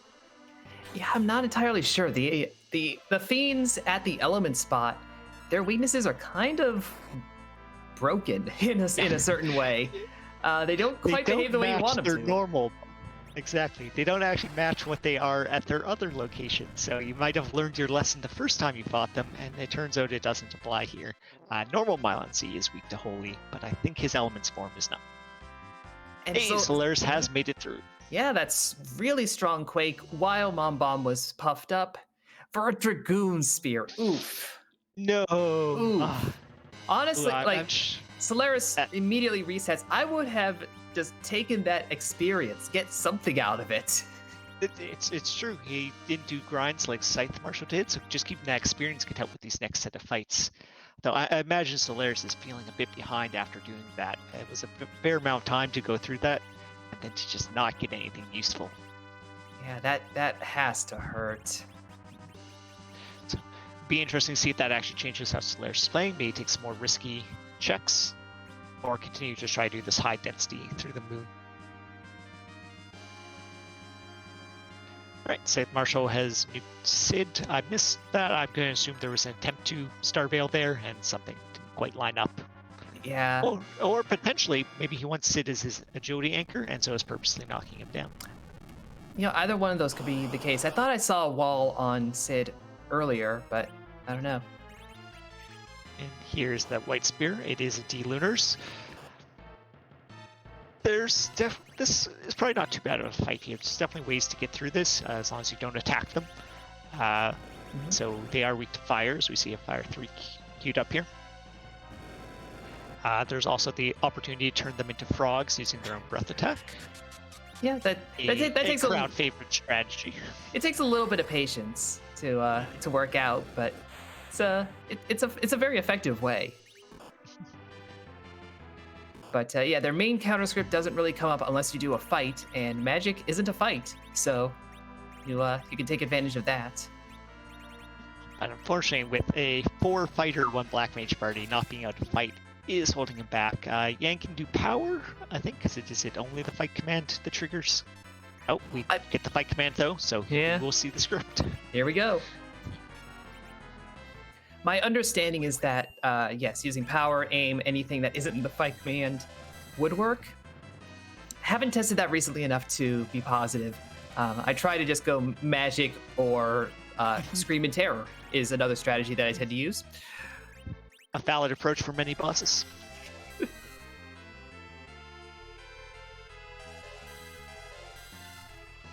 Looks like ScytheMarshall's made it through elements, so found his package. Yeah, but Soleras showing us just how dangerous that is. Yep. Virus does hurt.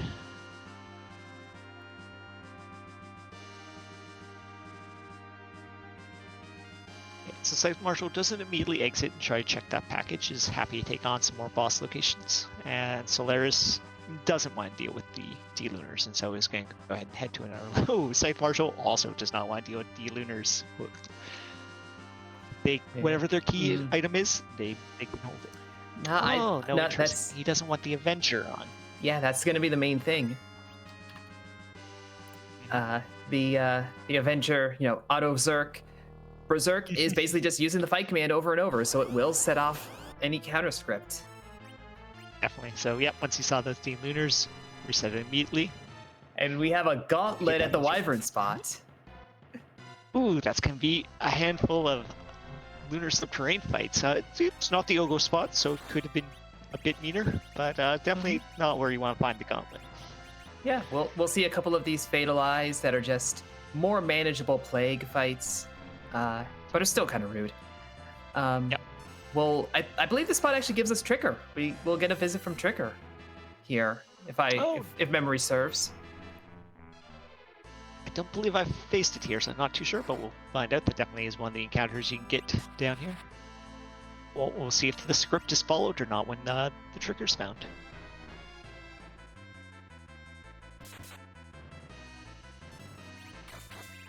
Definitely a less rude version of Plague here with the Fatal Eye, only going to count on one person at a time as opposed to the entire party.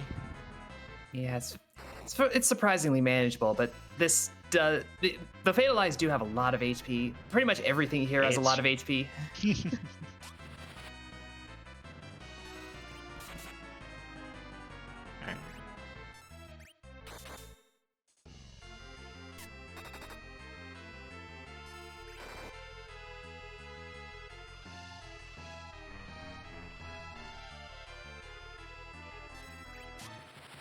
But ScytheMarshall, meanwhile, is being very careful about not using the fight command, and there goes the breath. There go frogs, but we had no Star Veils up. So, oof.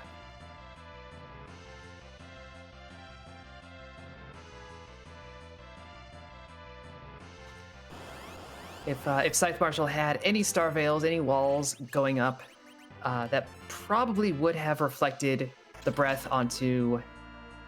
It definitely would reflect onto one, probably onto both, if you're lucky enough. And then you're just fighting frogs. And that's fine.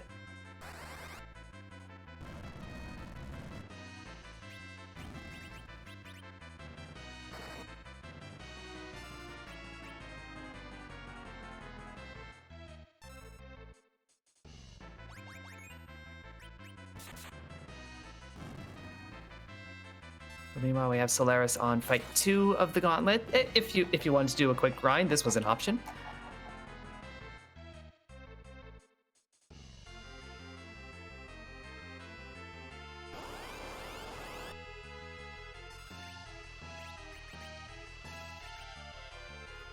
As ScytheMarshall gets through, lost, I guess, both Cestals. Everything's a frog. Gets the Sand Ruby. ScytheMarshall doesn't know it, but is in go mode.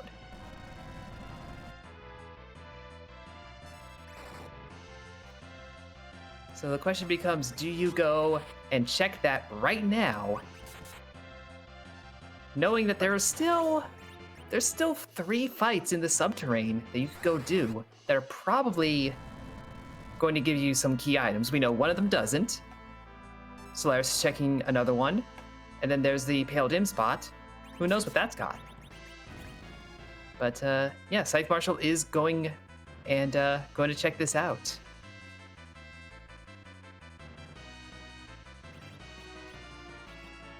That was actually a good point in chat. We have both the Sand Ruby and the package that are character checks. So yeah, that's 2 spots. ScytheMarshall doesn't have a lot of character checks remaining in the game. I think 4 total. So at this point, you're looking at that like 50-50 chance. Go for it.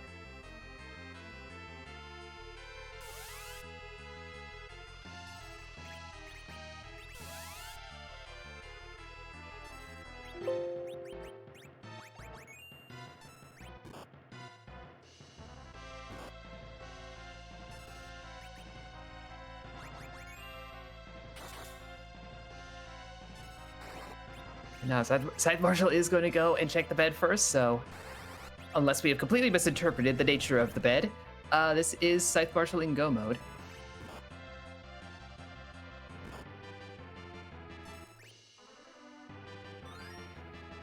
Meanwhile, the blue dragons are... They're not being nice.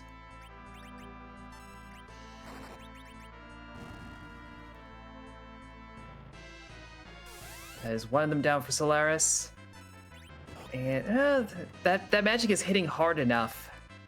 Palam's dodging, so that's convenient, but this is going to be a tough one to reassemble from.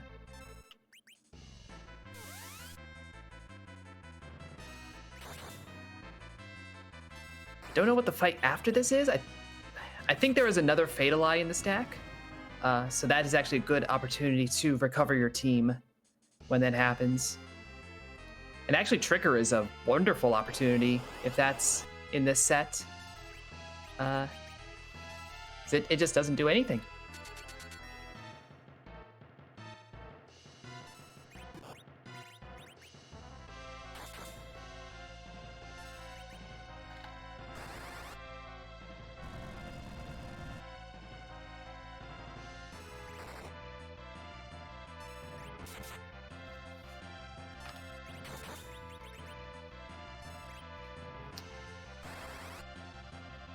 So yes, the hook was out of the super cannon room. The tower key was at the top of tower.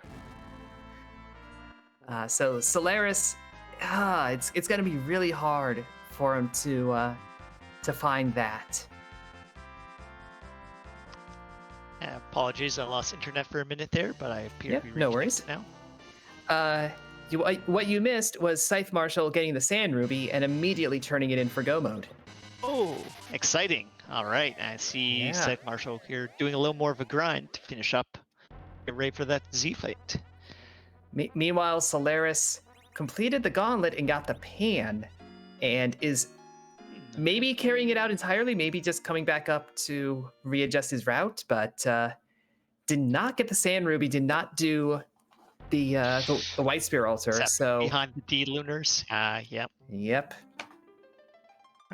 As you noted, maybe Soleras take advantage of the save slots, get save on top of the moon and go for pan, but let's go ahead and do the top of the moon. So looks like going for most of that moon clear, but unfortunately not the boss spot that appears to be the most important. Especially in Soleras' case, as they did not do Keyless Tower either, so even if they did manage to find the Adamant and the Legend Sword, they're still going to be shy of 4 objectives done.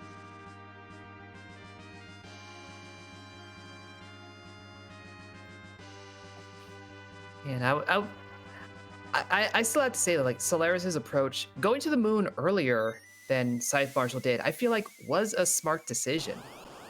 Certainly we're seeing that there's quite a lot of value up here, but just the in-between decisions and just the layout of where items wound up being, it's just not working out. Yeah, unfortunately, like, sometimes that one check you happen to just skip or pass by is the critical one, and randos are going to rando. That would just happen.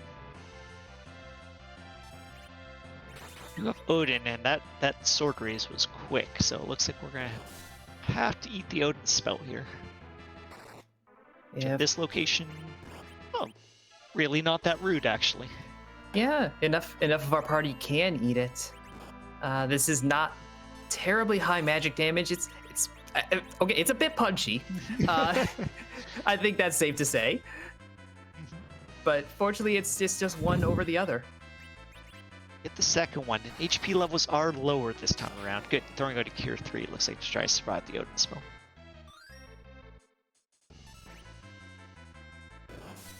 So, ScytheMarshall continue to get some levels. I wonder if there's a specific threshold he's aiming for here before he'll consider himself ready. Cecils have a good amount of HP. They definitely could eat a full strength Big Bang. Maybe try and get some extra HP on Fu, which is challenging, unfortunately, as Fu comes in at a very high level and mostly has all his stats set. But whatever that threshold was, ScytheMarshall has hit it. He is ready to go. Unfortunately, and- Soleras does die to Odin, but Yeah, close, but no cigar. One too many Zantitsukens. Odin does also have a special script. There is the ability to go through if you can survive those Odin attacks, which we see is possible here, the third time he raises his sword, if you are able to hit him with lightning magic, you get an instant KO. So maybe that way approach if Soleras still has some Thor Rages, and just goes ahead and tries to continue to heal up his Cecils. I see some flags showing up in chat here as ScytheMarshall heads in. What are those flags coming out in chat for? Well, they're coming out for one of 525 possibilities. Because we can't just randomize where the bosses are, we have to randomize what some of them are. And so, the perennial question, one we love to ask in every match, whose butt are we kicking tonight? Always one of the most exciting things to see. So Zeromus, we will never move his boss location around. His script is always going to be at this location. But again, this is a randomizer, so we need to rando. We will give him a randomized sprite from an impressively sized pool there of over 500. I didn't realize it's gotten that big. Yep, and at least 5 of them are Sephiroth. That seems fair. He's in enough games. Yeah, He deserves yeah. that many sprites. Yeah. So there's back in against Odin here, getting those lightning 3s off, doing 9,999 damage, quad 9s. You always like to see that.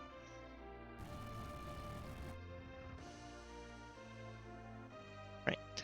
So we saw there ScytheMarshall swapping an Avenger over his current item and then just sit on his menu. Avenger has an interesting attribute when you go ahead and equip it like that. You'll get the Berserk stat, like you have the Avenger on, but keep the weapon power of your old weapons. So you can go ahead and get some nice strong weapons on and then still get the Berserk benefit of having Avenger on. Ooh. I feel like we just encountered Warmech. Who's scary anywhere you find him here.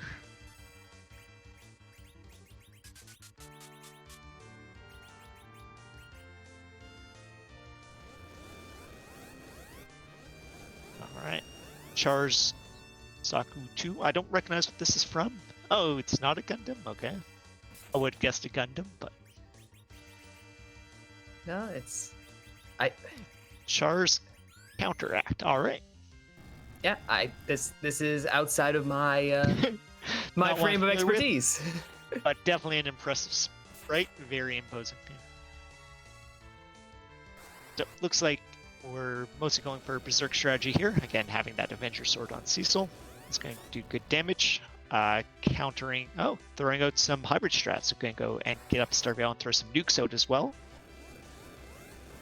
This is a good party for hybrid. You've got 2 paladins who will do plenty of physical damage. You've got a black mage who can throw his own nukes. Fu can throw nukes in between throwing heals, and Sid can exist. Sid's doing the very important job of being the agility anchor, so definitely contributing to the team in his own way. Soleras, meanwhile, did get through that Odin fight, just got the spoon, which is unfortunate, and is now chasing that pan that he obtained earlier, getting the adamant ore as the first element of this whole chain. Maybe this pan's actually an Excalibur. There's a chance Sheila 2 has the other half of here. Get the legend. The problem is we don't know where the Baron key and the Luca key are, and I believe we've seen all the other possibilities, so I think it has to be one of those. Oh, that's fair. And all of it chaining into the legend sword. Yep. Oh, and the rat tail as well. Yep, that's true. There are plenty of chains left. Got the inventory here. Or yeah, D-Mist is also at large. We never found where D-Mist wow, was. yeah. Could be at the Giant at this point. The Giant is basically a non-starter once we have our boss and character hunt done. But like, that D-Mist still exists. Could be out there and could be holding the legend sword. Might be that where the other half of that is. And again, you don't have to do all 5 objectives, so it's possible that fifth objective could be very hard to get to.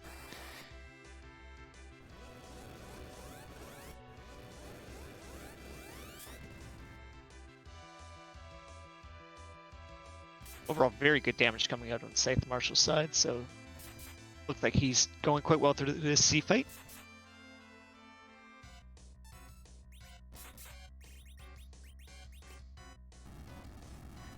Oh, nope, that is the Legend Sword, which means D-Mist is somewhere. I guess handling up D-Mist has the start of a large chain, apparently. A large chain that goes nowhere. Unfortunately. Yeah. Because at this point, all Soleras needs to do is actually go do tower or manage to do that D-Lunar fight that he skipped out on. I imagine it will be tower here if he still isn't feeling too comfortable on that D-Lunar fight. But maybe by trading in this for an Excalibur, he'll feel like he can handle that. So who knows? Oh, nope, is parking at the tower. So that is going to be that climb. But rocks are already falling. Oh, yep. Yeah, rocks are falling over on ScytheMarshall's side. So that is very close to the end of the fight. Heat, less than 10,000 HP here. And that is the end of the fight. 2-3. Ah, there we are.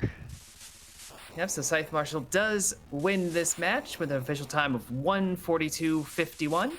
Get your GGs in chat. ScytheMarshall now goes 2-0 in the LaliHo Swiss.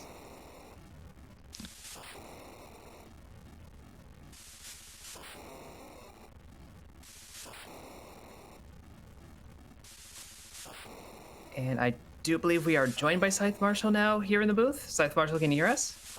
Hello. Hello. How do you feel about a keyless tower?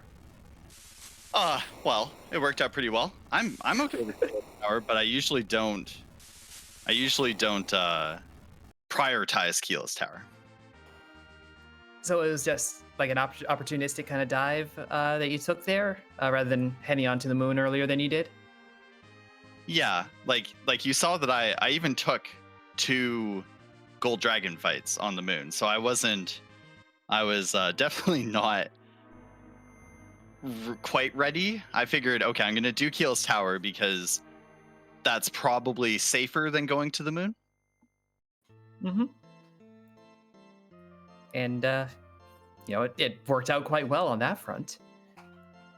Everyone likes a little vanilla tower key, huh? Just a little vanilla. There was vanilla Young in the Baron Inn, I think. I'm trying to remember what else other vanilla there was. Well, getting the hook there was functionally vanilla. Free Enterprise vanilla, yeah. I feel like we saw 1 or 2 other things along those lines, but I'm kind of blanking on them myself. Oh, Dark Knight says. We were noting the. That's right. We did have the French vanilla music of still having Final Fantasy IV music behind the Twin Harp. That was a meme, yeah. Yeah, that was a good meme. Definitely. I know we all enjoyed it here. How did you feel about the party that you got put together? That Fu coming in through the hook route certainly was a strong advantage. Fu was clutch. The party throughout the seed, not so clutch. It was honestly, that was a little bit of a, I don't know. I was on pins and needles, like terrified, the entire way through that seed, because I'm a lot more comfortable with a white mage, and then I never found one. Yeah. Yeah, definitely. There were some hard fights there to do without that white mage. Ogopogo, not someone you want to see without having a white mage. Having, hey, 2 great paladin Cecils, but no access to easy berserk, definitely makes for harder fights. Well, early on, I forget where I found Bacchus wine. I believe those were behind the hook. I honestly don't remember where we saw those. Yeah. Yeah, hook sounds right. Yeah, I think you're right, Clopper. So when you were going to get the hook character check, though, at that point, did you know where Porum was, or were you actually hopeful to get them behind the hook? That just the Fu was a nice backup reward. So I'm pretty sure I didn't check Kaipo, so I didn't know where the Porum was. And there were 3 Yangs in the seed, which means how many Porums could there have been? Yeah, we used up all of our duplicates on Yongs and Cecils. Oh, right. Yeah, dupe Cecil. Yep. So Yeah. This makes sense. Huh. Yeah, I also just want to comment on, going and diving the various trap chests, especially in the tower. Clearly, like fishing for those higher tier items. That seems to be a strategy for you so far, and it's mixed success, but it is being a bit helpful. I think we saw Artemis arrows coming out of it this time. The Artemis arrows that I never used. I saw a wizard hat from one of those trap chests. That was great. At least it wasn't like a Cure 3. Yeah. I had two Cecils.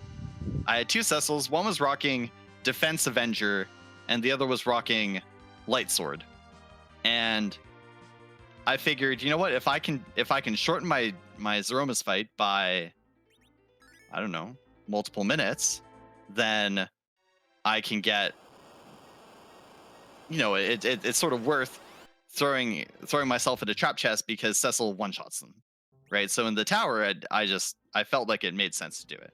And then again, I only found one of the trap chests going up the tower, so I sort of lost time going back down. I think I looted every single chest in Lower Babel. I think you did as well, yes. But still, good routing, good boss management, good boss fights, getting through those D-lunars, and just solid execution all around. It did work out for you. I don't know. So Baigen, I should have bluffed like 2 more times and then cast Lit 2. D-lunars, I should have probably cast. I should have put Fu in the pack, and I should have cast Fire 3 probably. Or Wall. I could have walled up and got Reflex because had Fu not stayed non-frog. There was the little matter of the frogging, yes. It was funny. Let's say it was funny and move on. But I mean, at the end of the day, this puts you at 2-0 in the Swiss rounds so far. How are you feeling about the tournament overall at this stage? Well, I think I'm developing a reputation for gambling. I might be pushing that reputation considering I've now commentated both of your races, so I apologize for that. Well, yeah, but like, I think you and I are probably two of the people who are well, I don't know. We can say with good authority that I gamble a little bit, but I honestly felt like if I saw a boss that I thought I could take, I took it. Now, did the 3 tries at the Karate and Cave Value pay off? Avenger was pretty good, and it was hype, and I got 15 levels on Cecil. Yeah. But I don't know if it really paid off. So I was lucky to still come. I think I was really lucky to come away with this one. Well, nonetheless, come away with it. You did. As Soleras is actually now going and doing that karate fight, as we see on the restream. Oh boy. Probably gonna be able to power through when you're at these levels. Just blast it. But any last thoughts? Any last comments you want to add? Want to throw out? Good question. I don't know. I noticed in the spoiler log that has already been up on screen, I think. The pan was at the Wyvern spot, which led to both Adamant and Legend. Yeah. So I hope Soleras goes to the Wyvern spot soon. I'm going to assume you're not watching the restream. I am not watching the restream. Okay. Is he? He has done the Wyvern spot. It was the Alt Gauntlet, which is rude in its own way. Oh no. He did. Oh no. The thing is, he has completed that. He has completed the tower, but apparently, according to someone in chat, he has mismarked the Adamant ore and doesn't realize he's in go mode. Oh no. So, Oh, Soleras. Oh. So at this point, it probably is going to go handle the D-Lunars. And yeah, but that's it's an unfortunate kind of moment. That's all you can really say. Yeah, that's rough. Well, GG's to Soleras though, because I don't know, that this seed was pretty, like, the party composition was not great. It was okay, but it wasn't great. And so the fact that we both are going to get through this, I think is good. Yeah, and for whatever missteps you may identify, I still feel you played well and clearly played well enough to win today's match. So GG's to you on that front. Thank you. And because it's at the end of my interview, I should say GG's to the comms team. So thank you, Hupfen and Hopfer, for doing great comms. I'm sure if I rewatch, it'll be great. Neobari for restream, and Plumeria Knight for tracking. Great work, all of you. Keeping the free enterprise brand up. So good job, and we'll maybe see you folks next week for round 3, Hupfen. At this rate, it seems like. Very good. Well, take care, folks. Have yourselves a good rest of the week and enjoy round 2. Yeah, thank you for racing and for being on our stream.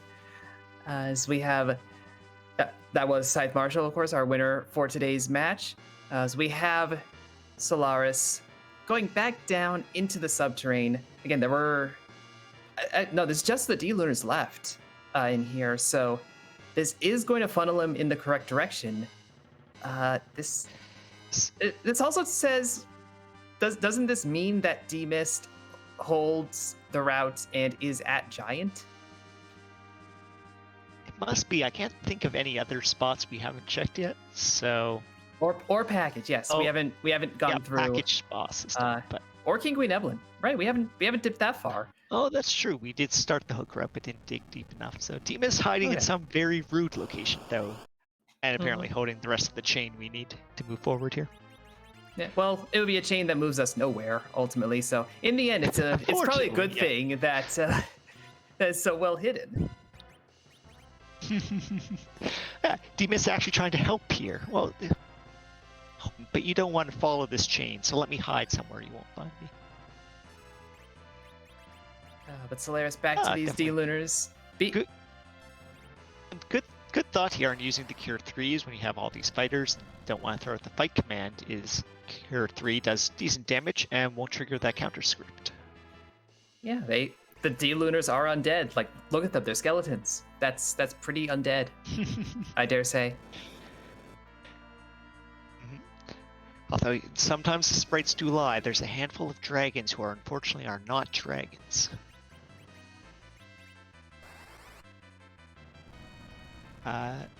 Unfortunately did drop again then for a minute. Did Soleras turn in his adamant or the pink tail? So the problem that we had, it seems like Soleras mismarked the adamant, and so is not aware that he's in go mode. Oh, that's unfortunate. Yeah, that's why he's back up that's here. Rough. Well, okay. Unfortunate, definitely for Soleras there, but the good news is if he does make it through this fight, he'll get the alternate go mode, and hopefully that will trigger him to go ahead and turn in that pink tail and pick up his form.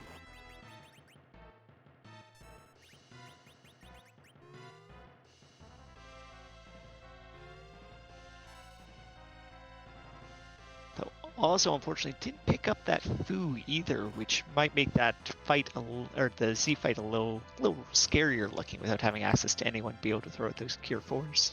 Yeah. But there's our lunar frogs. That's what we love to see here. The favorite strategy for this fight. So while you're not able to turn the D-Lunars into frogs, they can turn themselves into frogs. So go ahead and get some Star Veils up, survive through those first few rounds of fights and fires without triggering that virus script, and then you just have some frogs to deal with who are nice and easy. Yeah, I believe it's 4 attacks from each of the D-Lunars. And that is the mark where they will then use breath.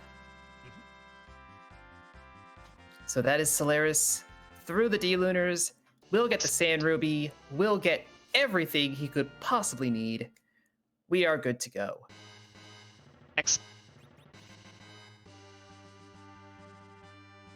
Check the key items here. See, ooh, this might also trigger the... Oh, I have the adamant. Yeah, this has got to be an unfortunate moment in Soleras' head. Yeah. That pause, that's the unfortunate pause. Yeah, that exactly. The how long he sat there.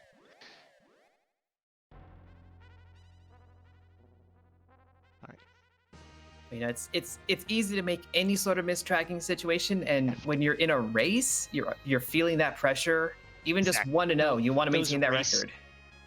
Exactly. Those race nerves can really, really hit you, and just things in your practice you just wouldn't run into, unfortunately, can just come up. And if you mismark something that doesn't matter, your spoon, hey, okay. It's unfortunate when you mismark one of those items you really do need. Good. Soleras is on track now. Oh.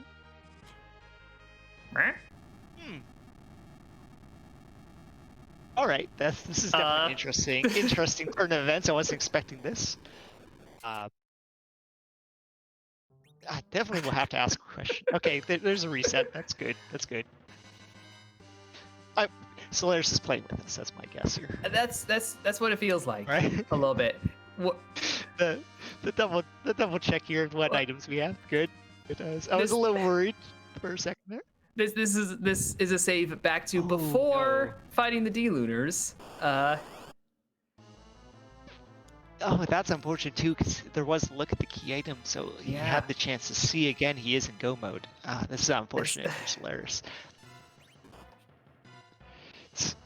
You hate to see it, but again, it must just be those race nerves. And again, like we were noting, just say that Mom Bomb fight, when you miss that a few times, have to go through that fight, and then end up not being rewarded, like that feeling behind, that can really trigger those race nerves and really kind of set you up to kind of make some of these missteps.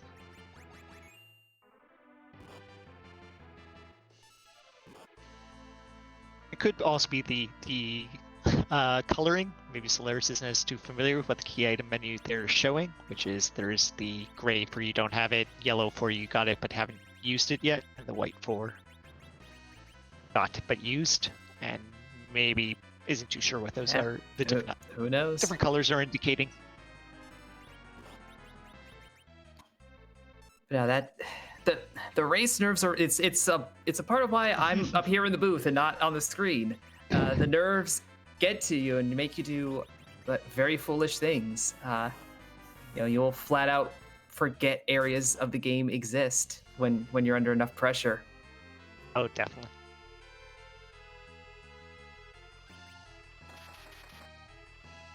Good. Looks like a successful D-Lunar. Oh, only one hit. And this is the unfortunate way for the strategy to go. So what they do get reflected, they get reflected back at random targets, and sometimes you only hit one. And if it hits the front one, who then attempts to also cast Breath, well, they're a frog now, so they can't do that. Yeah. Fortunately, though, the battle script from here on out is to cast Virus on the other monster. So you're actually safe with just one frog.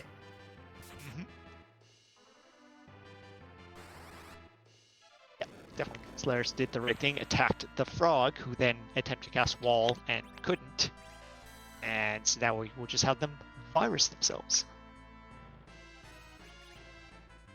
Can still be scary if you accidentally hit the one who didn't get frogged. The wall will still go up, and the fight can still get a little risky at that point.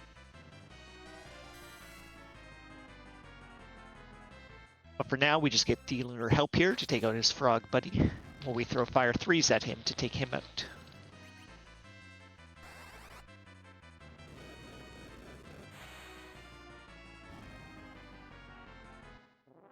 And excellent, Soleras through again.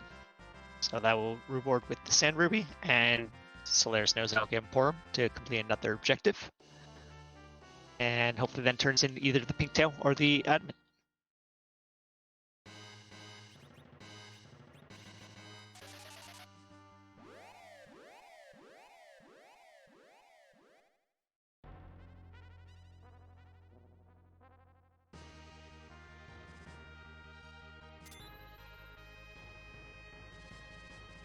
So heading back to Earth. Good starting sign.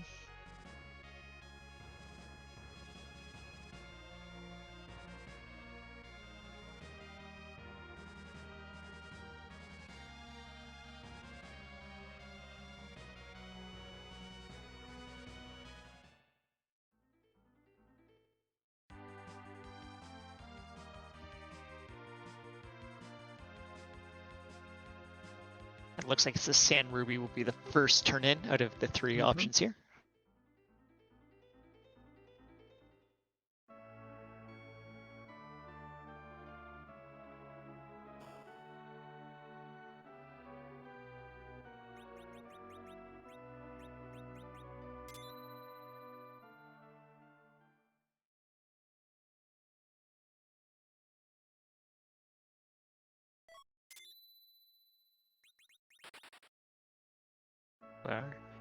So, doesn't want to get White Mage, not too surprising. Everyone is already quite leveled on his team and has a decent anchor in Sid. So, no real reason to grab a new character at this point. Yep, and we do have it set up for this tournament that we do not get an XP boost for underleveled characters in your party. So taking a lower level character late game is a bit of a risk. They're just not going to be as strong no matter what you do. Pretty much only if you want to have them be that agility anchor is probably the only reason to grab them this late in the game. But Sid does that and holds a bunch of HP at the same time. So. Oh, I didn't know you could drop the hovercraft there. I don't know if Soleras knew either. Yeah, that unfortunately didn't. While it can be dropped there, didn't prove to be the most useful place. All right, and we have the pink tail turn in. Excellent, and gets rewarded with this crystal. And Soleras is now in go mode. Now, at this point, he has not done as much grinding as ScytheMarshall did, so he might feel like he needs to continue grinding a little more to feel ready, or again, just those Cecils do enough damage that he's confident to be able to get through the fight, even with the low level of healing he has. Well, it's heading straight to Troya, so this looks like a confident play.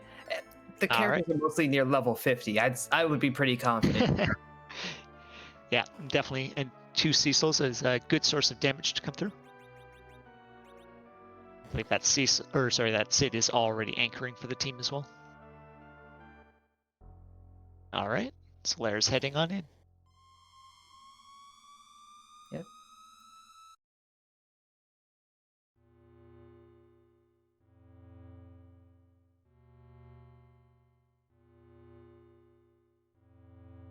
Yeah, so without the ability to do the hybrid strats, because I don't think he's learned Nuke, he'll just be looking from the DPS numbers, which is definitely enough to get through Zeromus. The challenge will be that he might have to eat a full strength Big Bang or 2, and without having access to Gear 4, recovering from those will be a little slower.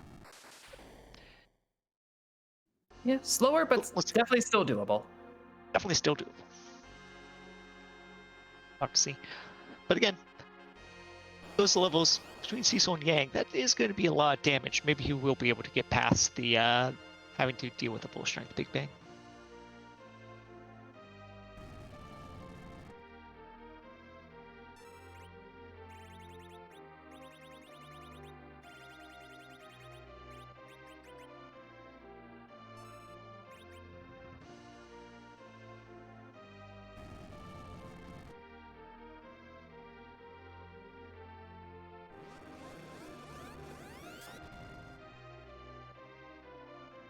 So I don't think we had a chance to talk through this in ScytheMarshall's fight, but the idea of Big Bangs and nerfed Big Bangs is Zeromus will cast Big Bang and typically do a lot of damage with that.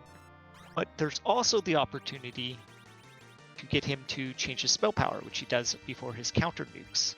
So if you're able to appropriately hit him with a spell, which he will then lower his magic power for the counter nuke, in between him casting the Big Bang, when the Big Bang comes out, it does far less damage as his spell power hasn't been reset. The first one is very easy to hit. as when you go ahead and eat the counter nuke, there's no part of his script that will reset his spell power. So you just at any point trigger it, like with the Silk Web we see here, and the first Big Bang is easily nerfed. After the first one, they're a lot trickier to nerf. There's a tight timing window to get it in, as he sets his spell power high, takes a second, and then casts Big Bang. So you have to get the nerf inside that one window.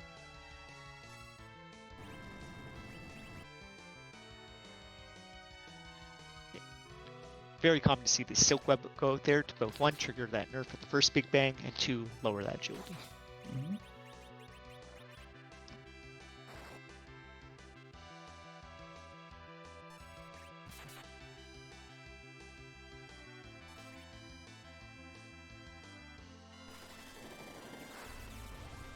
And there goes that first Big Bang.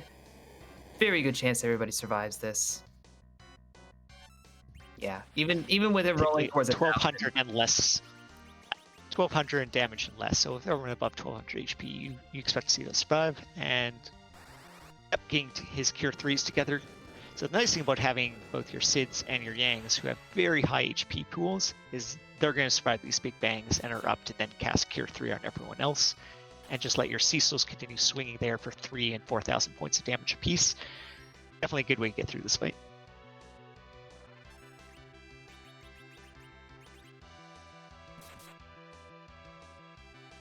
So it's getting some hybrid strats there with just the strongest spell you have available. So fire 3 here, bounced off. Get some extra DPS out that way. Yeah, even if you haven't got nuke, you go with whatever you got. Mm-hmm.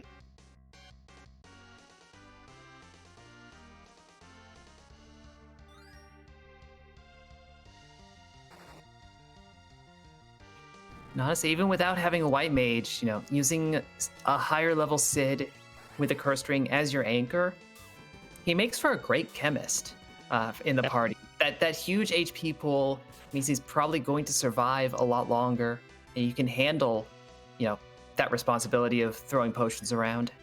Yeah, definitely good heads up play by Soleras here, going, well, I don't have that white mage, how can I get through the fight? Up stack Cure 3s, just throw them out here with Chemist. Chemist Sid. And Snow in chat, the 6.7 Ice 3, that is pretty good damage. That was probably similar amount to ScytheMarshall's nukes coming out from Boo, so it's definitely going to add into the DPS pool there.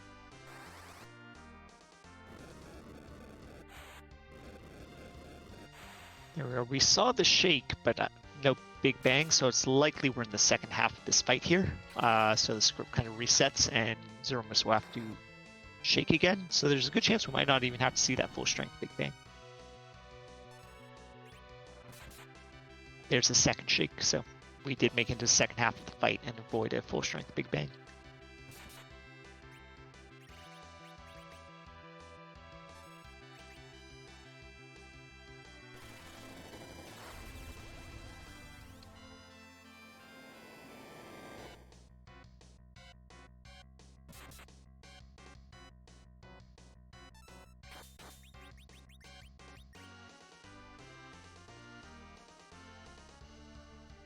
Sid drops to that, but Palom does manage to survive the Big Bang, and so we have a handful of characters to throw cures and rocks. All right. Yeah, Palom dodges the rocks. We're down to 1 paladin and 1 punch mage, but that's all we really need. We're throwing the direct cure fires. 3 was under 10,000. Little scary choice, but again, 2 characters left. That's all we need. And fortunately, the Cure 3 missed as it was on the Cecil to get knocked down. Okay. We have Cecil again above 1,000 HP. He should be able to survive rocks. And do a few thousand points damage, which should likely end the fight. It's coming in a little clutch. Oh, but there's the crumble. Oh. There we go. Soleras has finished. An official time of 2 hours, 11 minutes, and 10 seconds. GG to Soleras for seeing that one through. GG. Hello. Thank you. Hello, Soleras. Can you hear us? Yeah, can you hear me? Yep. Okay, great. Hello. Hello. How did you feel about that seed? Demoralizing. That is fair. That was a rough start just to begin with. Working with Palom and Cecil and trying to get through Mount Ordeals. There was a lot of rude stuff just peppered all the way throughout this seed. Yeah, there certainly was. I can't actually think of a spot that wasn't rude.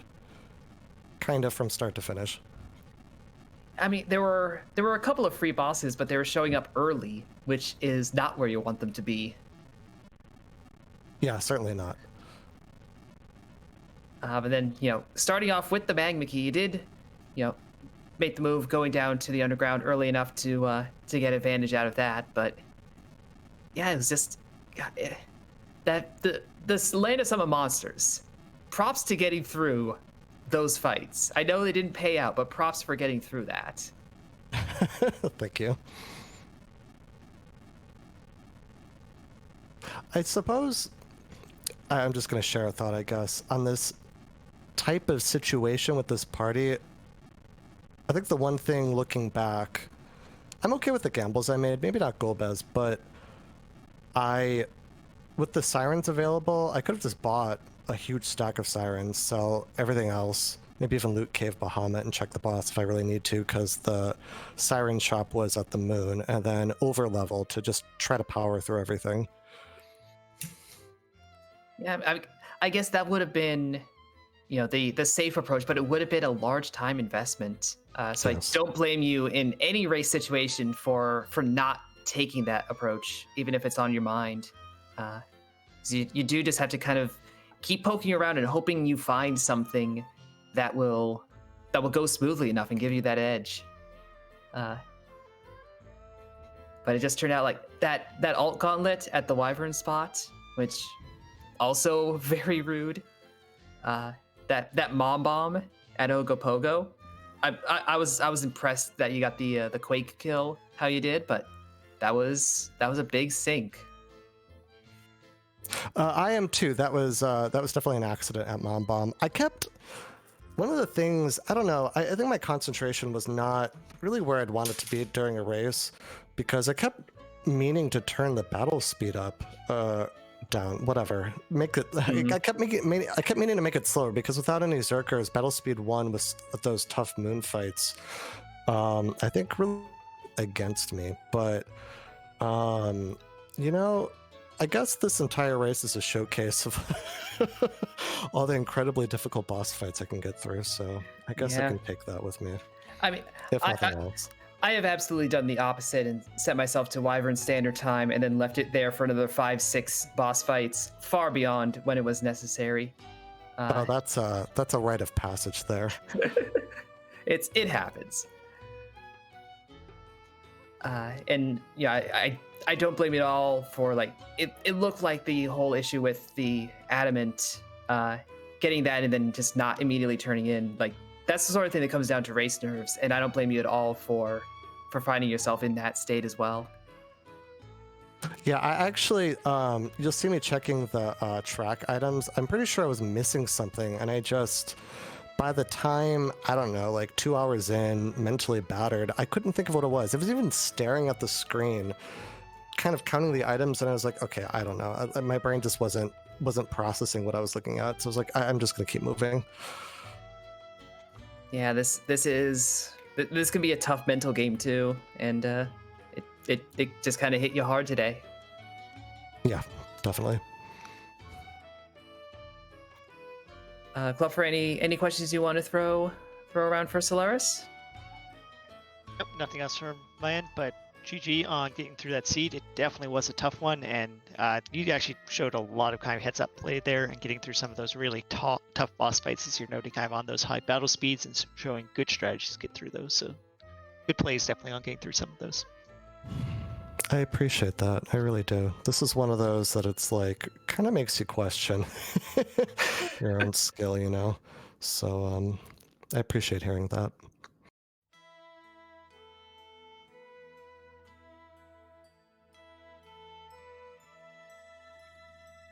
All right, well, if we have nothing else we want to add, I'll just say GG again, Soleras and ScytheMarshall, both getting through that brutal seed. Very, very impolite. But congratulations nonetheless for clearing through. And a thank you to iCloffer for joining me in the booth. And excuse me. And for Plumeri Knight on tracking, Neobari, it's been hard even on us. Neobari on the restream. We do have a number of other races going on throughout this whole week, but including right now. We have a race between Gambit 017 and Vitasia at 10 p.m. Eastern here on Randomania. An hour before that is Classy Badger and Stoppable Force, 9 p.m. Eastern on the Free Enterprise channel. And going on right now, if my sense of time is correct, is Jbrun TR and Jeebus over at RPG Limit Break, which is where we are going to go and raid to send y'all over to watch some more Free Enterprise racing. So with that, I will thank y'all for watching. And thank our runners. Give them a follow if you have not. Yeah, Cloffer, if you want to take us out. Yeah, definitely. Again, thanks to everyone who did this and the entire admin team for putting this tournament together. And let's head on over to RPG Limit Break and watch some more Free Enterprise. Thanks for tuning in.